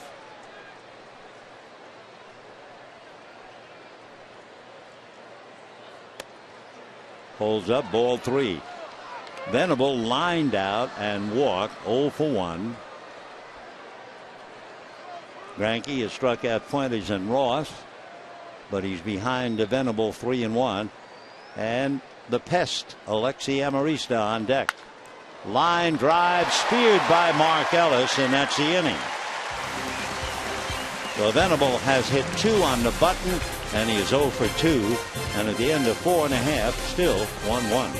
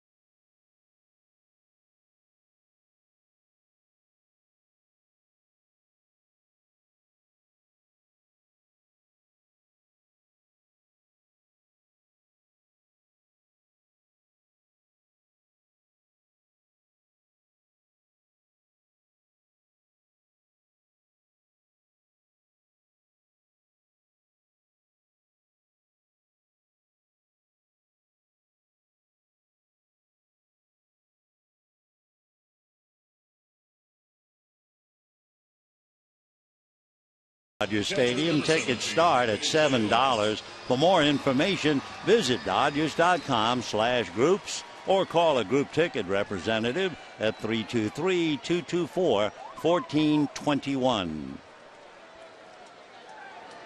Greinke made 14 pitches in the 5th inning, so that gets his pitch count up to 73.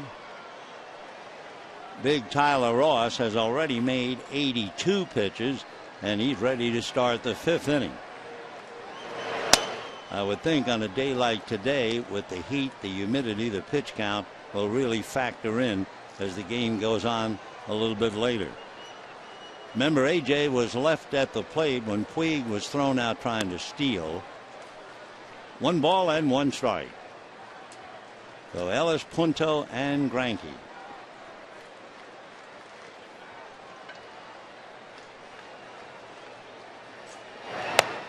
Good fastball in there at 94. Remember that name. He's developing into a very good pitcher. Tyler Ross. That's a strike, though. Down goes Ellis. That is the 8th strikeout for Tyler Ross. Shortstop number 7, Nick Punto. And Nick Punto will fly to center in the 3rd inning coming up.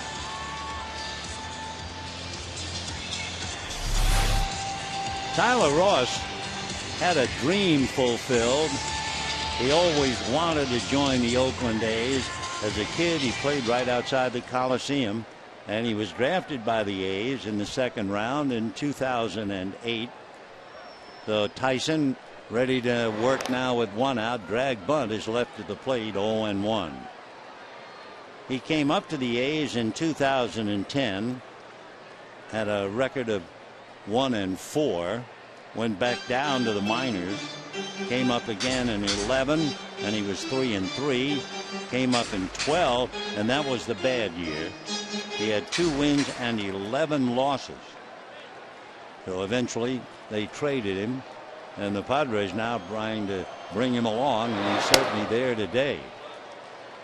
1 ball and 1 strike.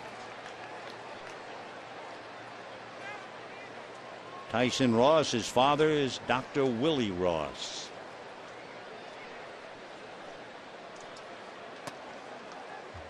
Two and 1 to count the Punto. Zach Greinke on deck. Dodger run. Crawford doubled, and Mark Ellis singled to left to get him home.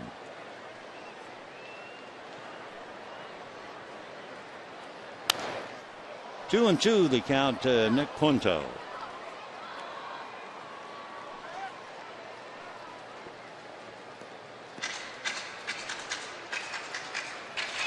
Dodgers having won their 80th victory last night. They are 80-55. Boy, that's a comfort zone. 25 games above 500. 2 and 2. Ball 3.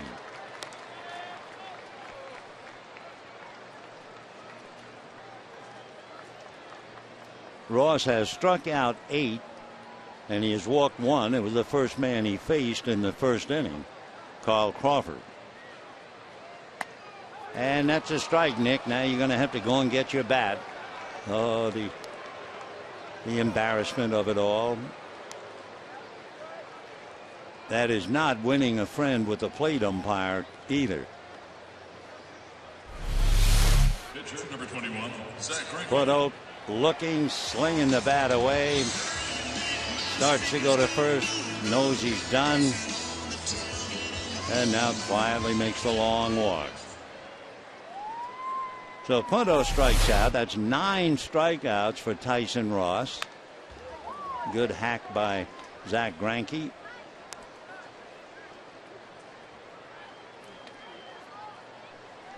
Tyson Ross had 3 consecutive strikeouts in the second inning. Now he has 4 consecutive. Ether and Uribe in the 4th, and Ellis and Punto here in the 5th. 1 ball and 1 strike.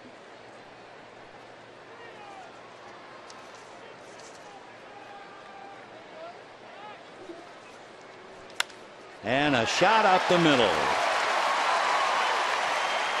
So Greinke, a very good hitting pitcher, who hit that long fly ball to left center that was caught by Fuentes.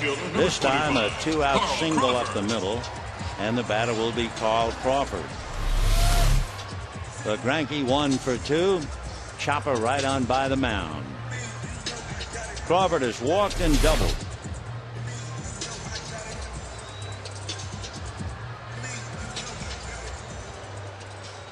The 9 strikeouts that Tyson Ross has today, that would be his high. He's had 8 several times. Fastball strike. 94. 1-1 tie, bottom of the 5th inning.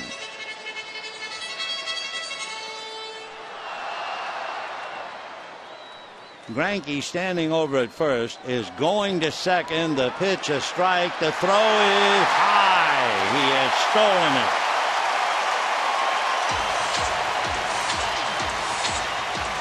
So Zach Greinke, he can do it all, and Bud Black a little annoyed about a pitcher getting a base hit and then with 2 outs stealing second. Of course, that's a reasonable play.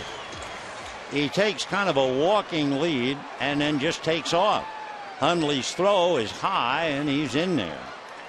The gamble is if you get Greinke, okay, you start the next inning with Crawford. Now you're hoping Crawford can pick him up. Nice save by Hundley. That could easily have been a wild pitch.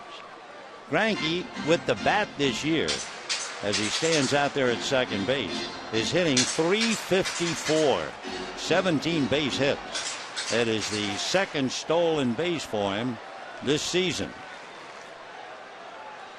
Fine athlete in his own quiet way. 1-2 to Carl Crawford. 2-2. We have a 1-1 tie. 2 out in the 5th.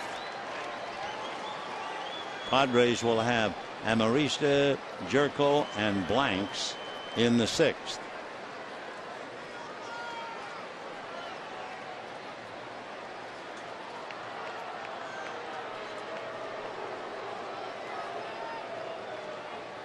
Fastball hit up the middle, deflected by Ross. The throw is high. Over to third goes Greinke.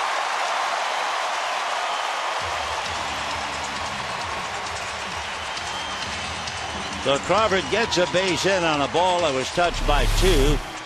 Tyler Ross, remember, is 6'6". He goes up and the ball caroms off his glove. Picked up by Jerko, but the throw late. Base hit, runners at first and third. And with 2 out, Darren Balsley going out to the mound to talk to Tyson Ross. So Crawford has walked, doubled, and singled. First and third, and the batter will be Mark Ellis. Ellis singled in the 3rd inning to drive in the Dodger run. Zach Greinke over there at third in checking his stolen base. He had one 2 years ago when he was with Milwaukee. And he gets a big stolen base today. It will really be big.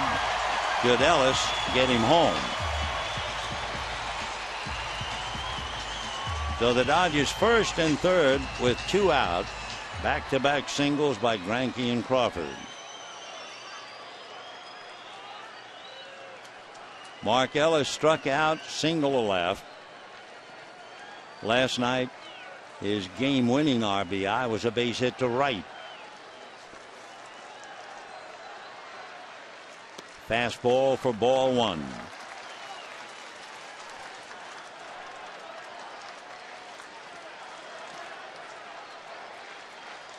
Dodgers now 1 run on 5 hits. San Diego 1 run on 2 hits.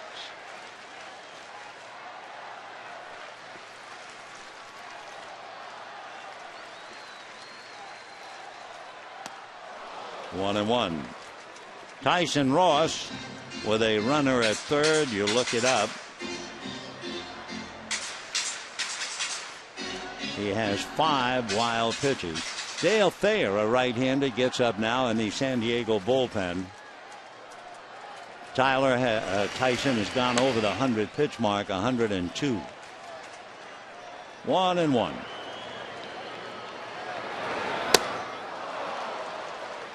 Still throwing hard at 95 and 103 pitches. Looking to see this year about his pitch count.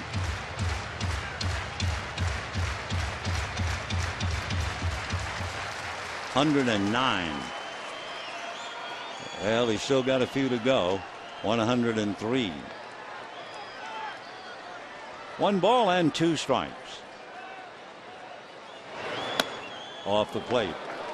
Talking about Greinke stealing a base, the last Dodger pitcher to steal 2 bases in a season, Oral Hershiser, back in 1987.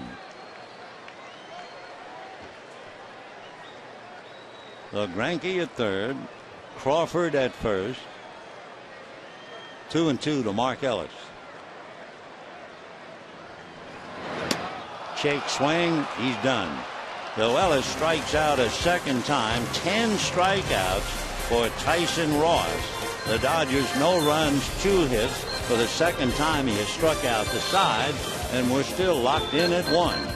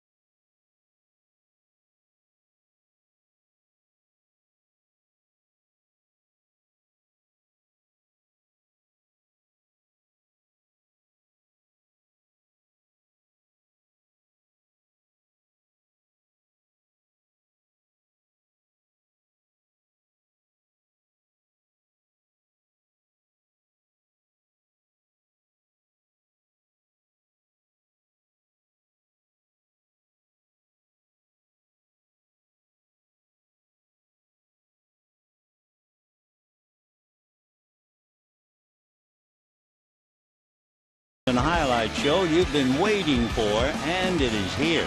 Everything you need to know about the world of sports, airing nightly on Fox Sports 1. And Fox Sports 1 is available on all TV providers. So go to foxsports1.com and find out what channel it's on in your area.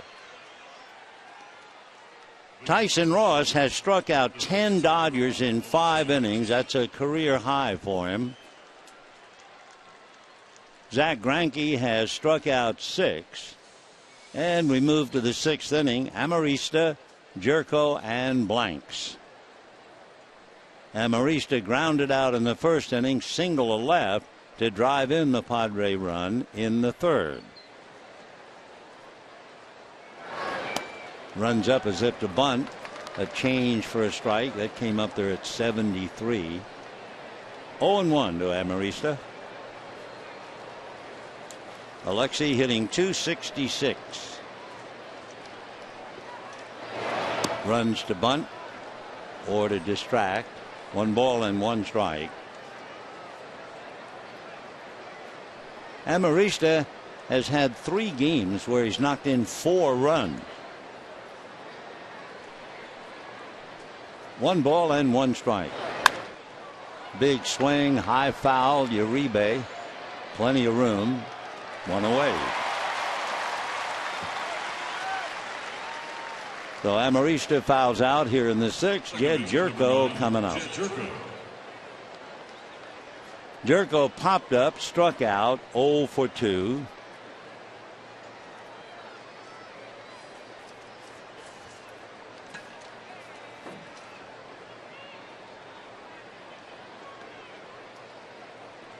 Jerko coming off a good game last night, had 3 hits. Ground ball to Uribe, 2 down. Next, 7 in a row retired now by Zach Greinke. Kyle Blanks struck out twice coming up.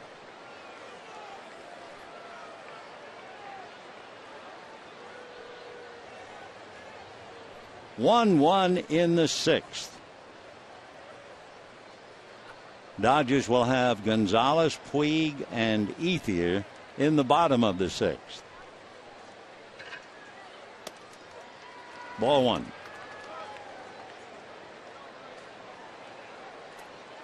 Blanks coming off the DL, playing first base. Played left field last night. Last night he was 2 for 4 while striking out twice. So he has struck out 4 times in the 2 games. He did not play in game 1.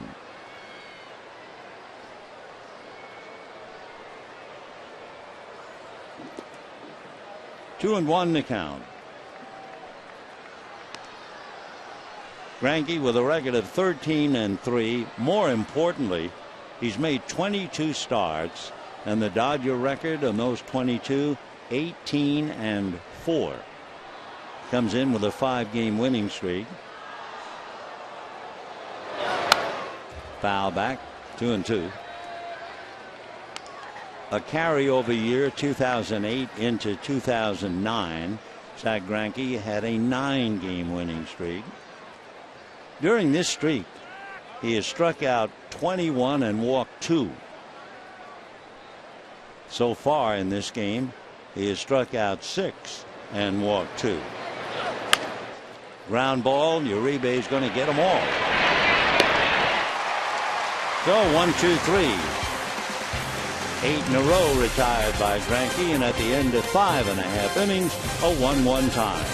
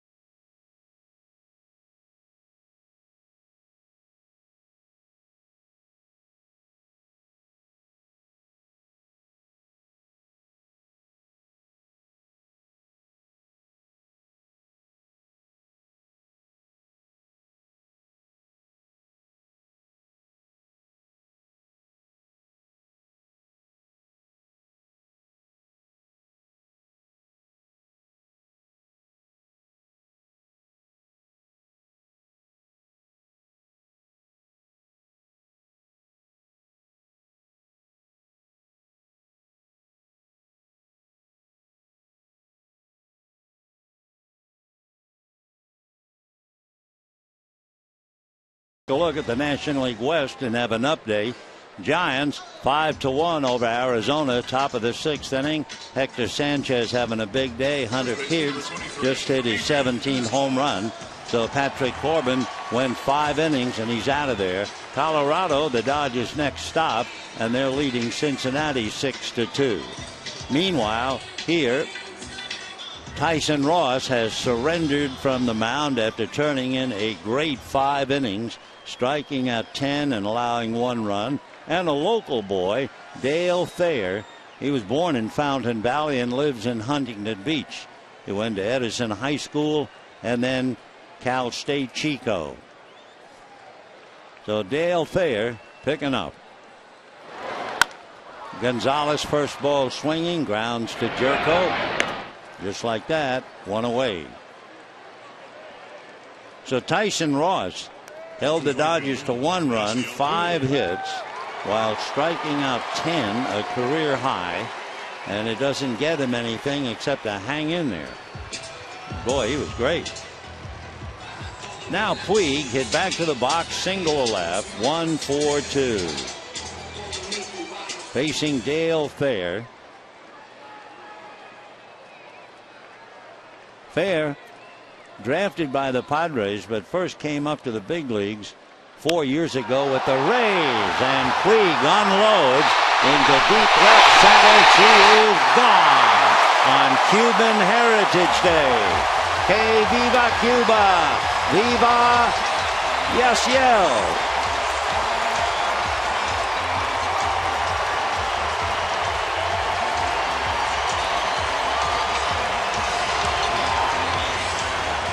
You just knew he was going to do something today, right? On Cuban Heritage Day? Absolutely. A lot.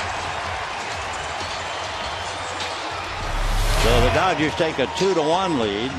Puig's 14th home run. He has 32 runs batted in. And he hits that thing into the seats in left center field. And the Dodgers take the lead.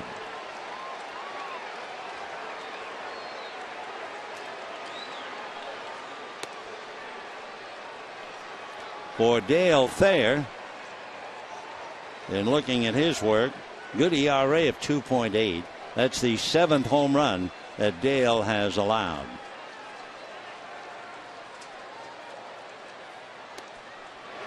Two and 0. Take another look at Puig. The ball is up, kind of a hanging breaking ball, and he certainly knew what to do with that.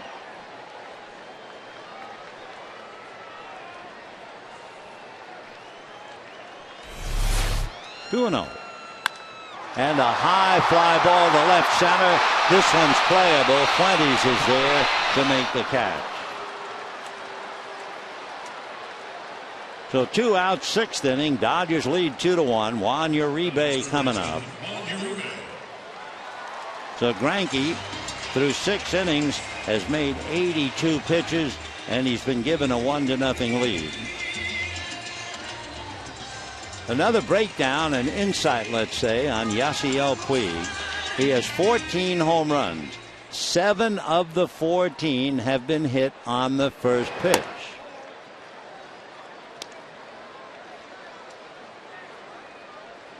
One ball and no strikes. Uribe has struck out twice against Ross. And he's late on that with 94.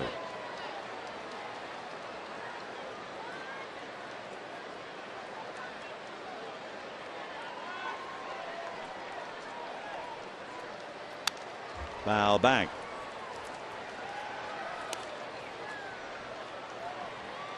Dale Thayer, 32 years old, working on Uribe.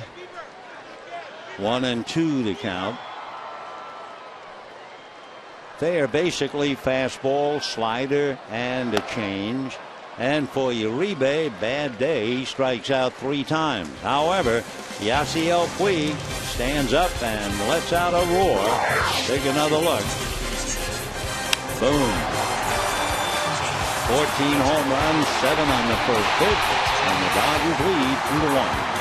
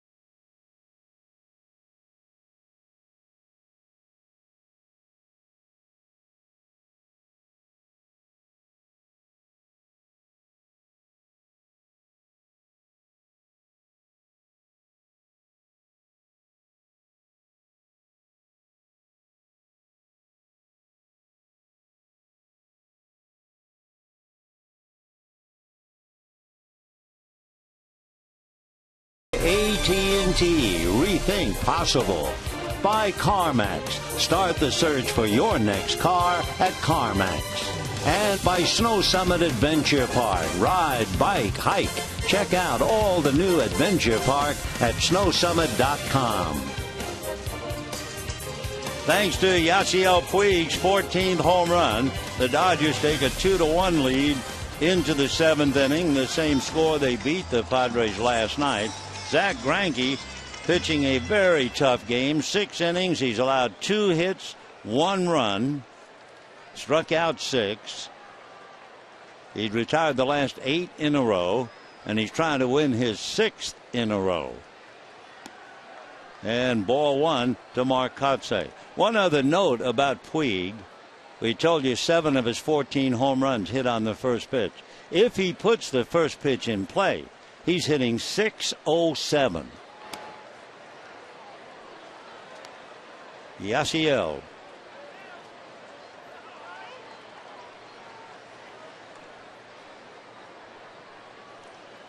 Two and 0 the count to Kotsay, then Hundley and Cedeno. That's a strike. Kotsay flied to left, single to center. Since his base hit, 7 in a row have been retired.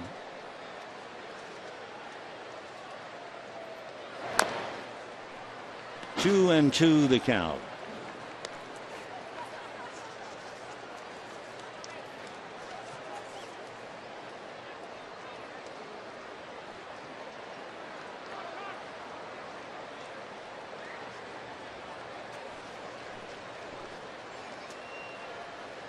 Padres playing the Dodgers without one of their bigger guns, Yonder Alonso. Alonso really hitting well against the Dodgers as Kotsay strikes out on a changeup way out in front of it. That would be 7 strikeouts for Zack Greinke. Yonder Alonso was hitting .407 and then he hurt his hand. So they're struggling without him. Alonso has to sit in the dugout, be a spectator. He had been hit on the right hand in May. They don't think it's associated with that, but he took a swing Friday night and hasn't been the same and couldn't play. He was 1 for 3 Friday night. 9 in a row retired by Greinke. Hundley has flied to left and struck out. Big chopper Uribe goes in front of Pinto. A wide throw, but a nice play by Adrian Gonzalez. Good footwork. Adrian catching the ball while in foul ground. It is all about shifting your feet over there. Nice play. You can see Uribe going one way, submarining and sailed it. And so Adrian just took it on the other side of the bag, getting out of the way of the runner. Nicely done. 2 out. And the batter, Ronnie Cedeno. Cedeno has flied to right, flied to center, 0 for 2. That foul ball knocked A.J. Ellis over and took his mask off.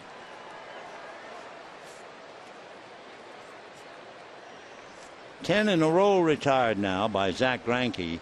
Tim Stauffer, a right-hander, gets up in the San Diego bullpen. If they get down to the number 9, Dale Thayer, their thinking hitter. Cedeno 0 for 2, and then the center fielder, Raymond Fuentes.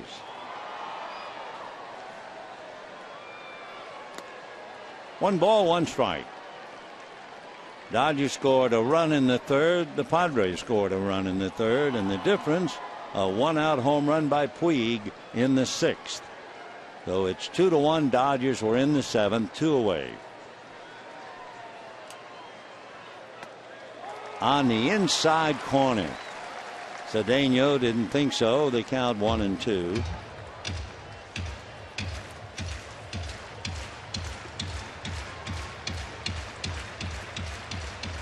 Greinke's high in strikeouts. He had 9 against Colorado in July, and he had 9 against the Cubs last time out. Breaking ball misses. Zach trying to make his record 14-3.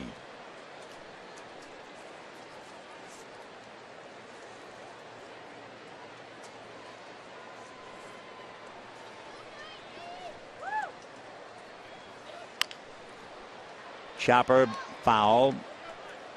Still 2-2.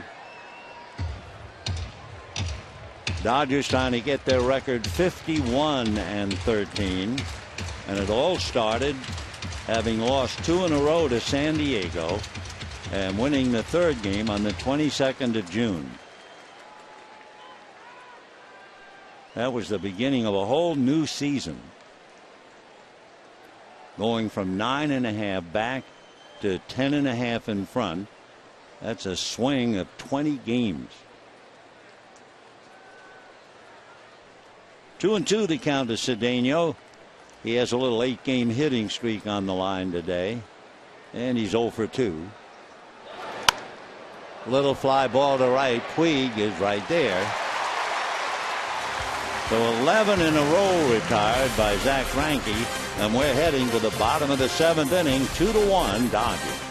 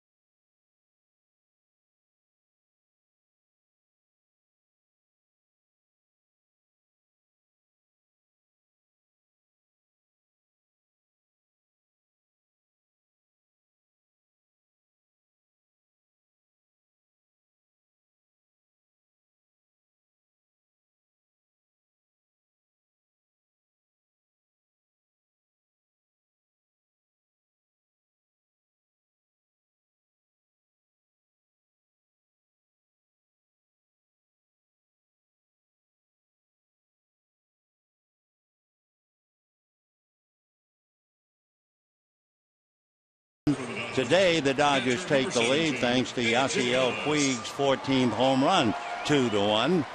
This time, the Dodgers now coming up in the bottom of the 7th, and it'll be A.J. Ellis.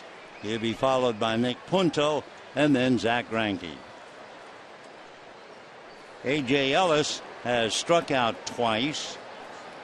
Tyson Ross, remember, pitched a great 5 innings, struck out 10, but went out 1-1.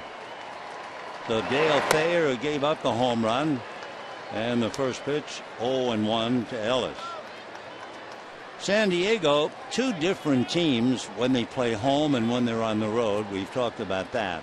4 games above 500 at home, 19 games under 500 on the road. And it's also reflected in one-run games. You get in one-run games at Petco Park. The Padres have won 18 and lost 6. But you get the Padres out of Petco on the road. In one-run games, they've won 4 and lost 13. So they are two totally different teams. Down in the Dodger bullpen, Belisario begins to warm up. A.J. now working the count to 3-1. There's Belisario.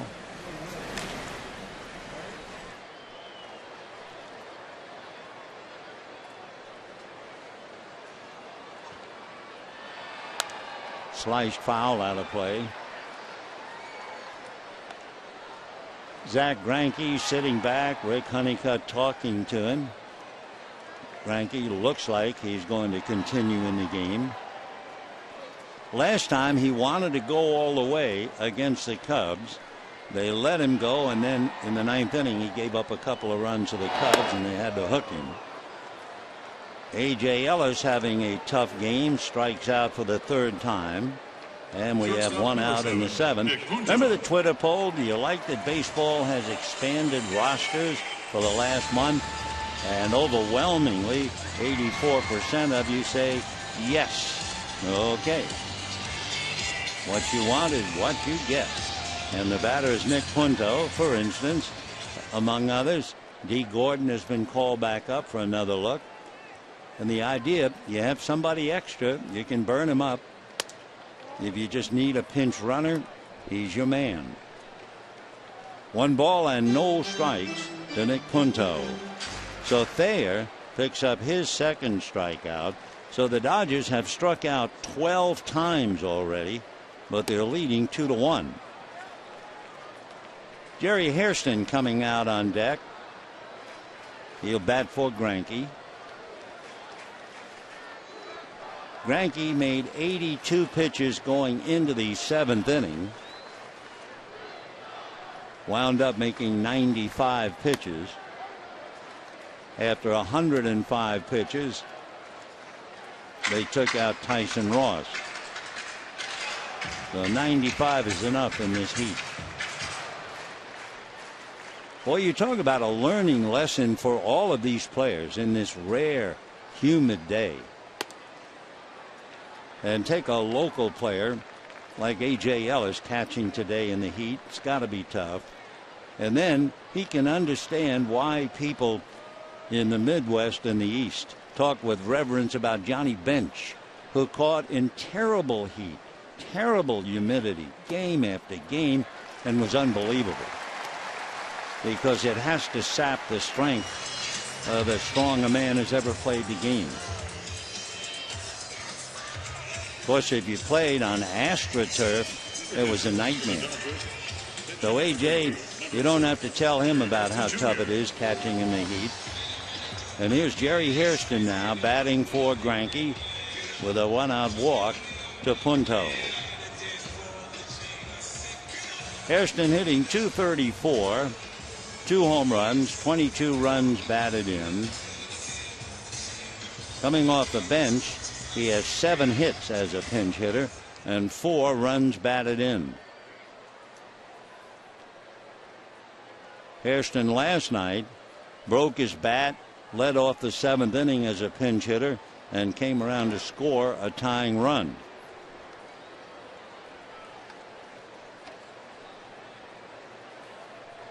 So Greinke goes 95 pitches, a very strong 7, allows 1 run, 2 hits, strikes out 7, walked 1, I think it's 2. So a great performance by Greinke. So unless the Dodgers give it up, Greinke might very well extend his winning streak to 6 and get his record to 14-3 and get the Dodger record in his 23 starts to 19-4. But it will be up to the Dodger hitters and the bullpen to make all those magic numbers surface. 1 ball and no strikes. Punto at first, 1 out.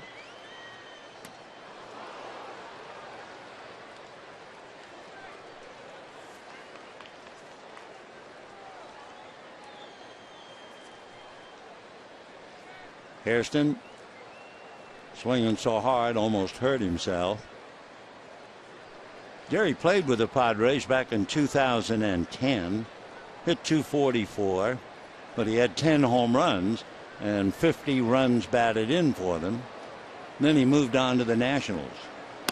Check swing, it's going to cost him. So 1-2 the count to Jerry Hairston. He's had a long career. Originally signed by the Orioles, he came up with Baltimore, then to Chicago, then to the Rangers, then to Cincinnati, on to the Yankees, Padres, Nationals, Brewers, and the Dodgers. Sprayed foul.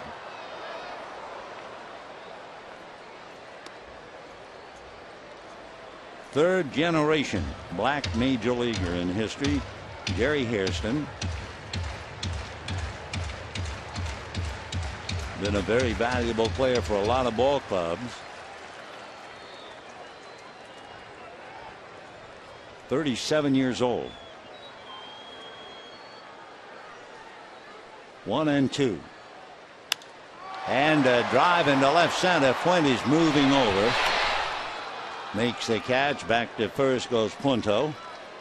2 down, and Crawford will be coming up. Crawford has walked, doubled, and singled as Hairston goes back to the dugout.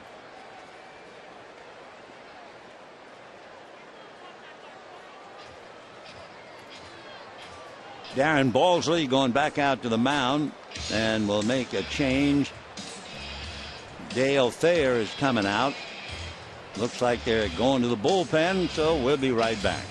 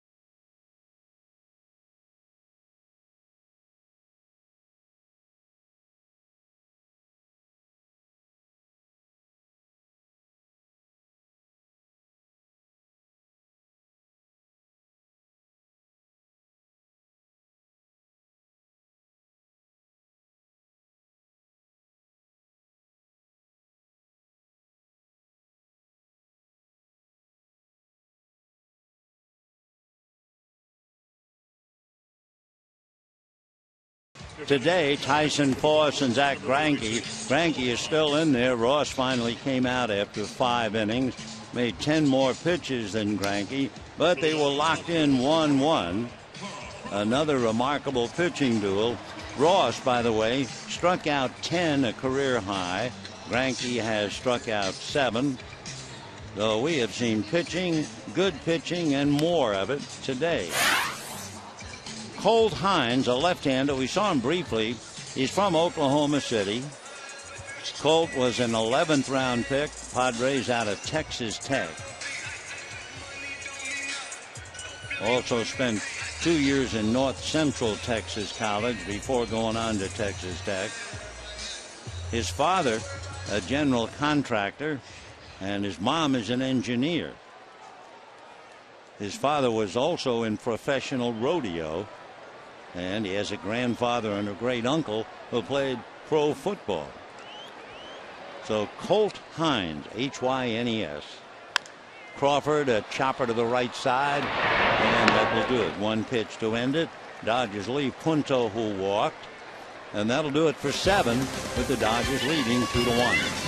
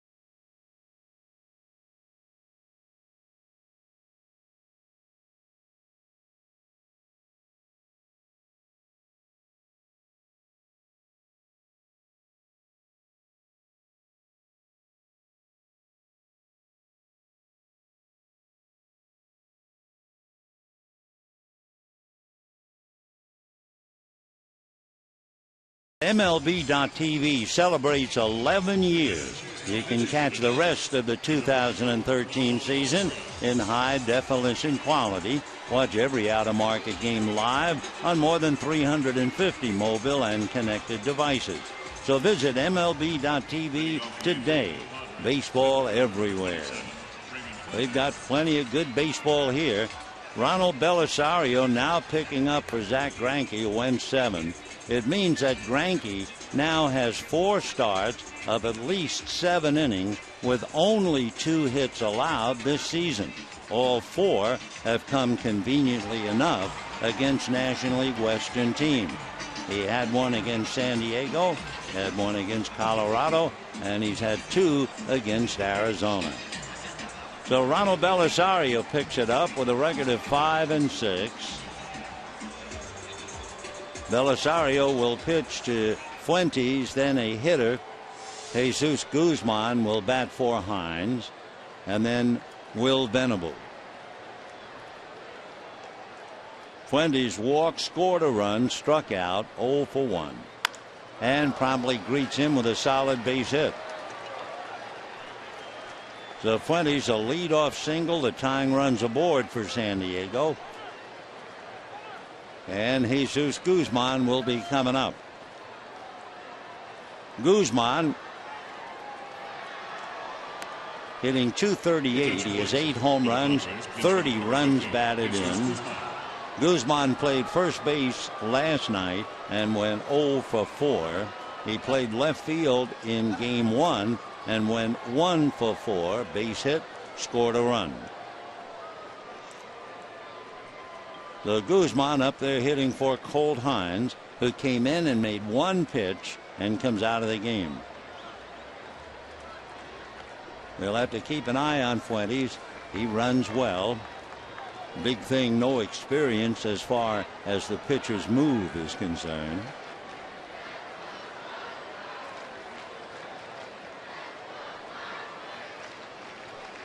8th inning, 2-1 Dodgers. Strike. 0-1. With Fuentes over there enjoying his first major league hit. Raymond was coming up after having had just 6 at bats. So he is 1 for 8 in his young career, taking his lead. 0-1 to Jesus Guzman. So we've seen Alonso play first. We saw Guzman play first. And today, Kyle Blanks. And that gets away from Ellis. Goes to the backstop. Fuentes making a turn at second and holding on. So a big pitch that gets away. We'll see how they rule it. Wild pitch or pass ball. But now the Padres have the tying run. It's be a wild pitch charge to Ronald Belisario. We'll see now whether Guzman is swinging away or not. The leadoff man, left-hand hitter Will Venable on deck. He punches it to the right side. Nice pick by Ellis. Take a base hit away from him, but a very, very good at-bat by Jesus Guzman. Going the other way to make sure he advanced his man, and he almost had a base hit. It took a good play to take it away from him. So that's a fine bit of hitting. And now the tying run is 90 feet away. There'll be a little meeting at the mound. Belisario, that was his first wild pitch of the year. And a big meeting. So they all gather. In fact, now Don Mattingly's going out. Left-hand hitting Will Venable, followed by another left-hand hitter, Amarista. So let's see what that means to the skipper. Down in the pen, Paco Rodriguez is warming up, and that's what they're going to do. They will lift Belisario, who got 1 out but gave up a base hit, a wild pitch, and we'll be right back.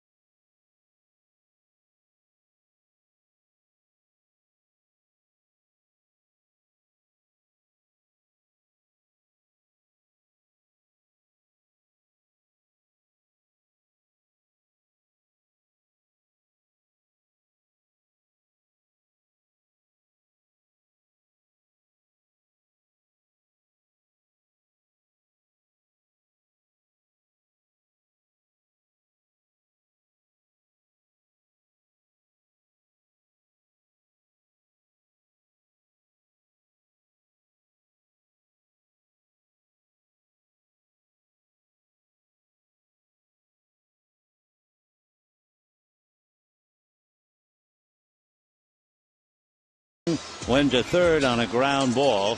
So now the Dodgers bring in Paco Rodriguez to face Venable and probably Amarista. Venable is pretty tough against right-handers and left-handers.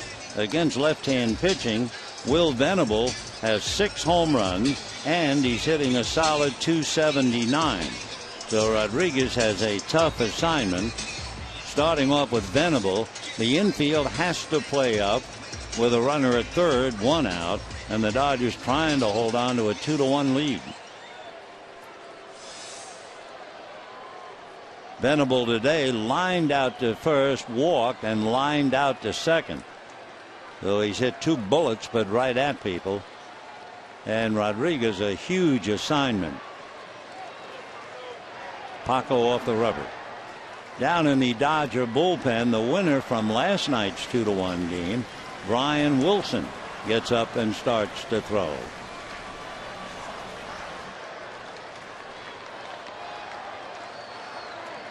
And time again. The infielders coming to the mound to talk to Paco. In looking at Venable, he has struck out 95 times. And of course, that's what the Dodgers are hoping that Paco can do, to get him out without hitting the ball. Rodriguez has walked 13 and struck out 56. And a pitch out, so they're thinking squeeze. Venable has 2 sacrifices. So Bud Black deep in thought. Dodgers trying to outguess him. 1 ball and no strikes. Glenn Hoffman over to say something to Fuentes, who comes down the line. Fuentes not coming. Full swing and a 1 ball 1 strike count.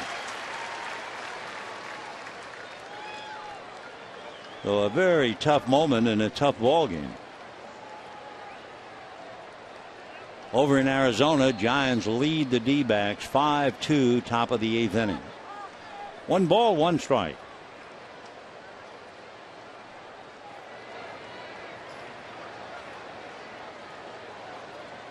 Fuentes not coming.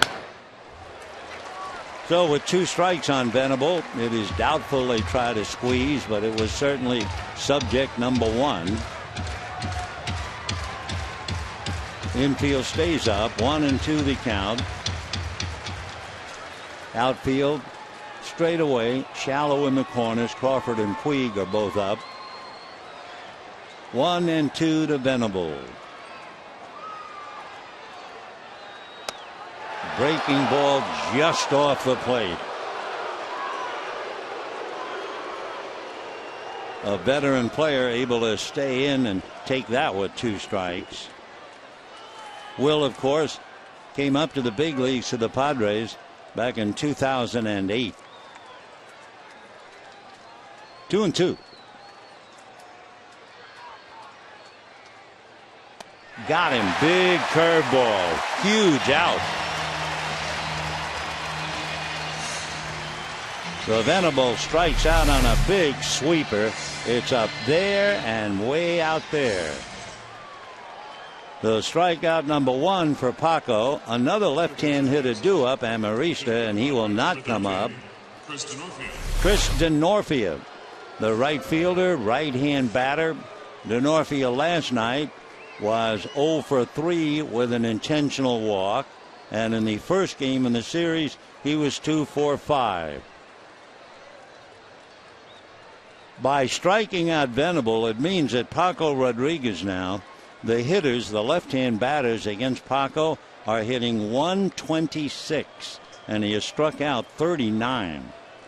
So here is Denorfia, and they're not quite ready. They're going to have another meeting as Honeycutt comes out.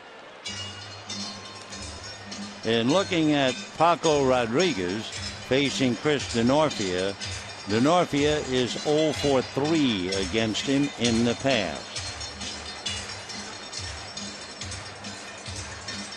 2-1 in favor of the Dodgers. 2 out in the 8th. Raymond Fuentes is singled. Wild pitch to second. Good bit of hitting by Guzman to go the other way. Got him to third. Venable strikes out. And now Denorfia batting for Amarista, who is 1 for 3.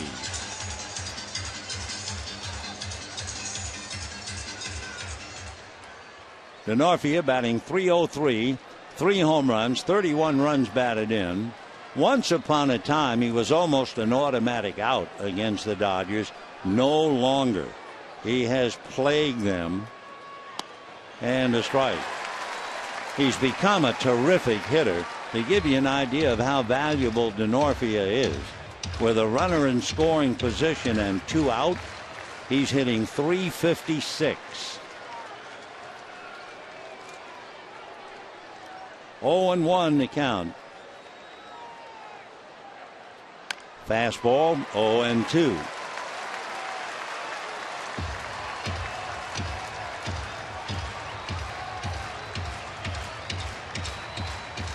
Coming into this year, 2013, and he's been up, DeNorfia has, since 2010.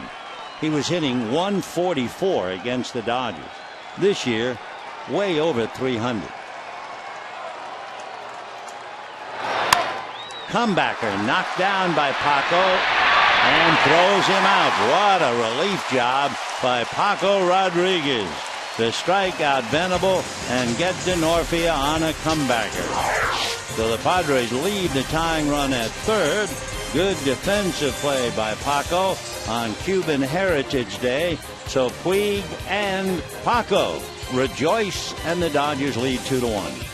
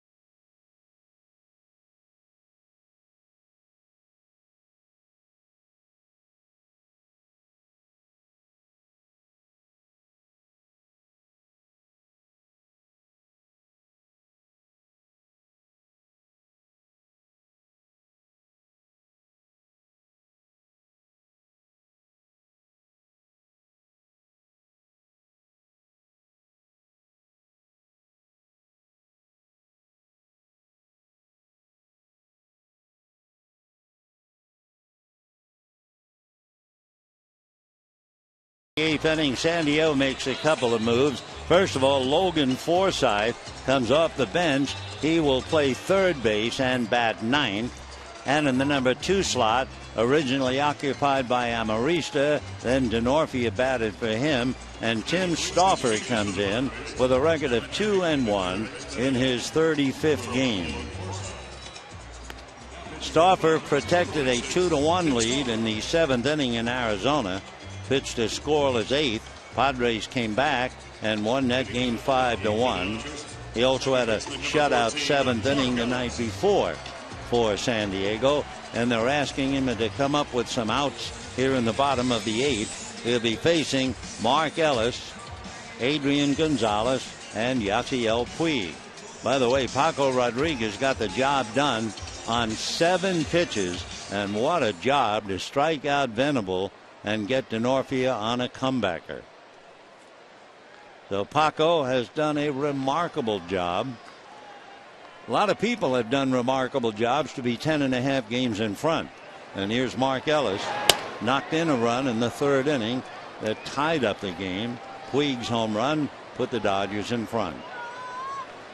Tim Stauffer out of Portland, Maine, lives in Saratoga Springs in New York. That's a strike. 0-2 the count. Tim, 31 years old, 6'1", 220. First round pick by the Padres out of the University of Richmond.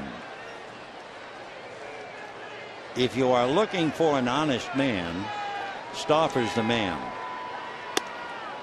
1-2 the count. What happened was in 2003, Stauffer had held out, finally signed with the Padres. But then during negotiations, he told the Padres he had a shoulder problem. He took almost $2 million less in a signing bonus than the 2.6 he would have gotten if he had kept his mouth closed. Remarkable man. Fastball. Tim has been very tough on base runners and base stealers, which is certainly all part of the art of pitching. They don't run on Stauffer very often. 2-2 to Mark Ellis. 1 for 3. And he promptly pings it to center for a base hit. So Ellis 2 for 4, 2 singles, struck out twice. First baseman number 23. And the batter is Adrian Gonzalez.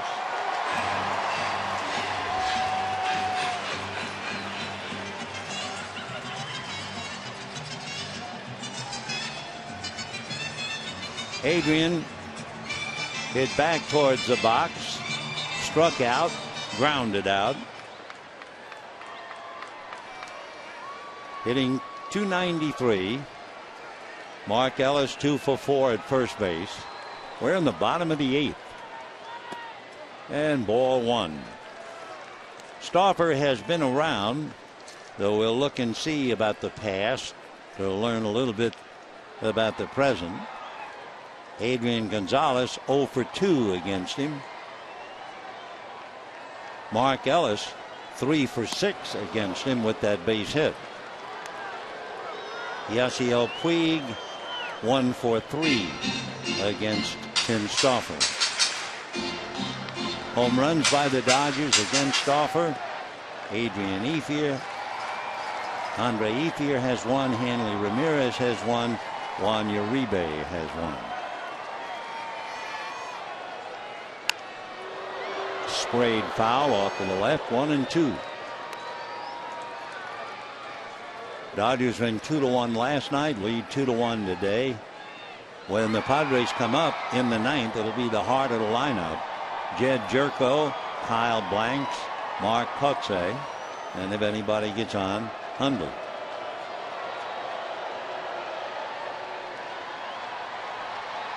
One and 2 to Adrian Gonzalez.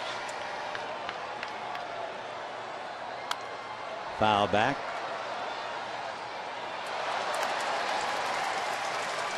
Each side scored a run in the 3rd inning, and then Puig hit the first pitch into the bleachers in the 6th against Dale Thayer, and the Dodgers trying to make that stand up.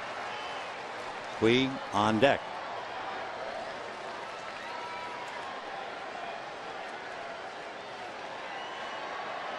One ball, 2 strikes. Fouled away again. In looking at Tim Stauffer's record, he's 2-1, 16 walks, 49 strikeouts, so a hair better than 3-1.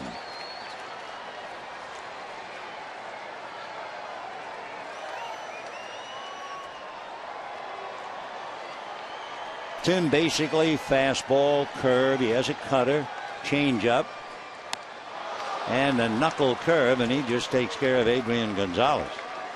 So Gonzalez strikes out a second time, and here comes Yasiel, and let's take a look at that bolt of lightning he delivered in the 6th inning. Right there, right hanging like an apple on a tree, and boy did he make it applesauce. Into the bleachers, his 14th home run, and as we mentioned at the time, the 7th home run he's hit on the first pitch. So pay attention now.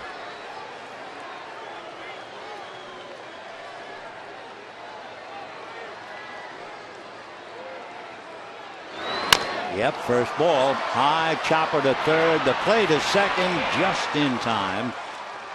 So it's a force play, 5-4, and the batter will be Andre Ethier. Center fielder number 16, Andre Ethier.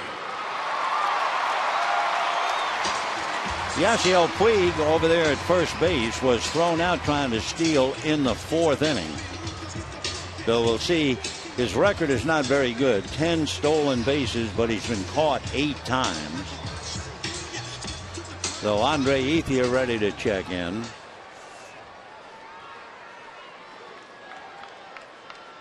To repeat,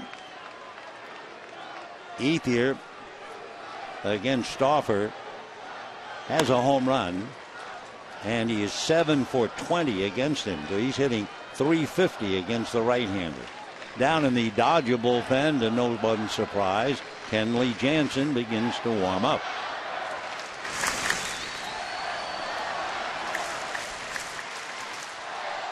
One ball, no strikes. 1-1.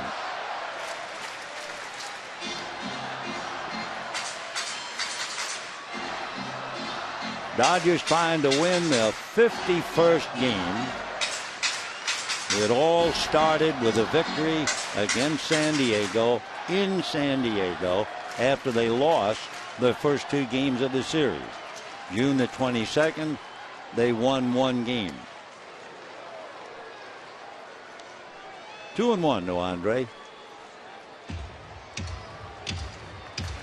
Dodgers trying to sweep the series and win 4 in a row.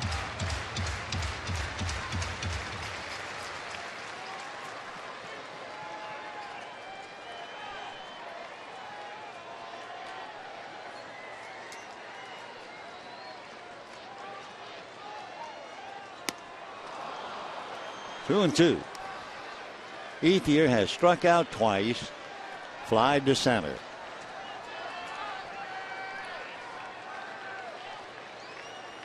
Two down here in the 8th inning. To repeat, Jerko, Blanks, and Kotze due up in the 9th. So the numbers 3, 4, and 5 hitters in the Padre lineup. Ball 3.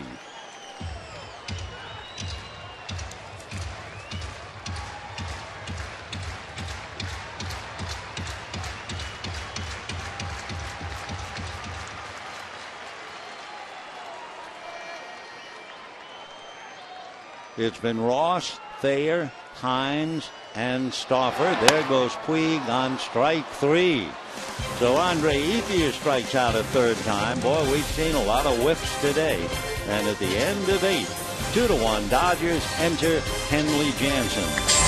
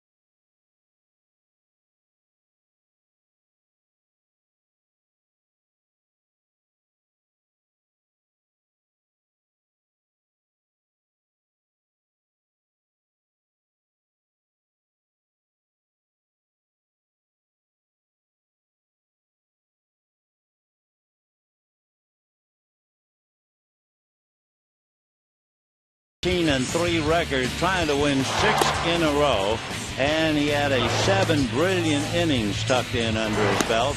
Wound up striking out 7, allowing only 2 hits and 1 run. So he has a chance of winning 6 straight and getting his record to 14-3. It'll be Kenley Jansen to try and close it up. Jansen last night pitched the ninth inning and struck out Cedeno, Rivera, and Amarista.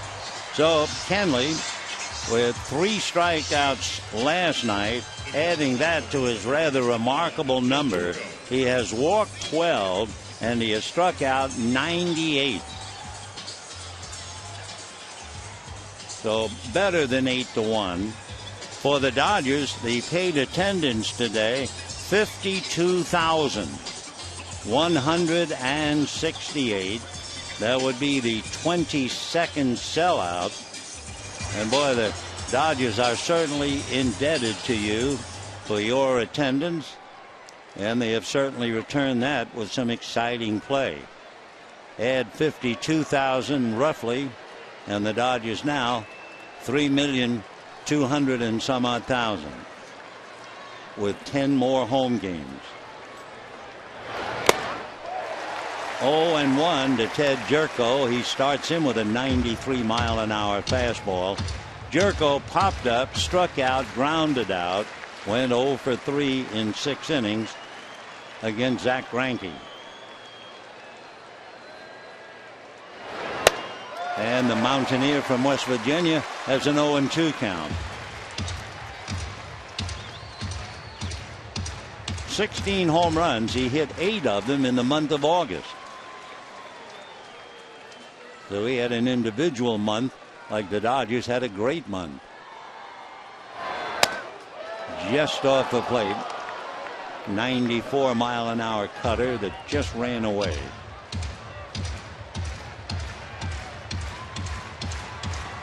Two runs, 7 hits for the Dodgers, 1 run, 3 hits for the Padres. Last night, the Padres had 10 hits for 1 run.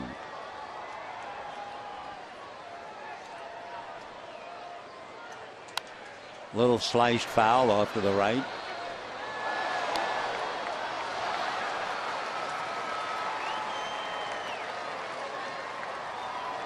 Dodgers leave town after the game. They'll head for Colorado for 3. Dodgers have work to do with the Rockies. They're down by 1. Rockies have won 7 and the Dodgers 6. Then they'll go to Cincinnati. Dodgers have beaten Cincinnati 3 out of 4. And then they come home. 3 was Arizona, 4 with San Francisco, and they will open up the road trip with Clayton Kershaw. Fouled away. So Jansen throwing a steady 94.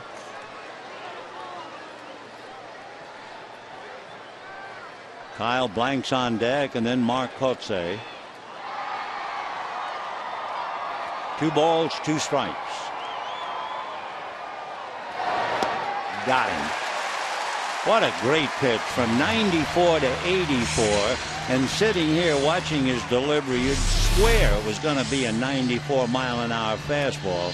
The bottom just drops out of it. Thinking fastball, Jerko way out in front of it, and down he goes. A reminder, Dodgers Live coming up right after the game. So 9 Padres have struck out today, 14 Dodgers, though we've had 23 strikeouts in the game. Blanks has struck out twice and grounded out. And a strike. So Jansen now has 99 strikeouts. 0-1.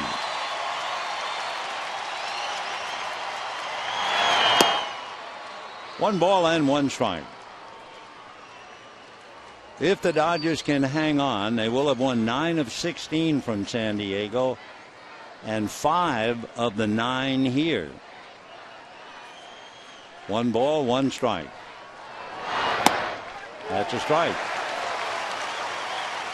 Another thought, if San Diego gets a man in scoring position, the batting average against Jansen with a runner in scoring position is .060. 3 for 50. Well, that's it. Number 100 100 strikeouts for the remarkable kid from Curacao, Kenley Jansen. So he has worked an inning and 2/3 in the 2 games, and he has struck out all 5 batters. Now with 2 out, Mark Kotze flied to left, single to center, and struck out. This big crowd of 52,000, everybody up on their feet trying to root Jansen home. 0-1. Dodgers trying to make their record in 1-run games at home. They would be 14-5.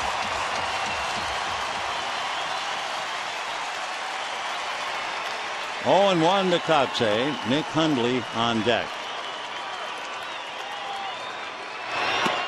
1 ball, 1 strike.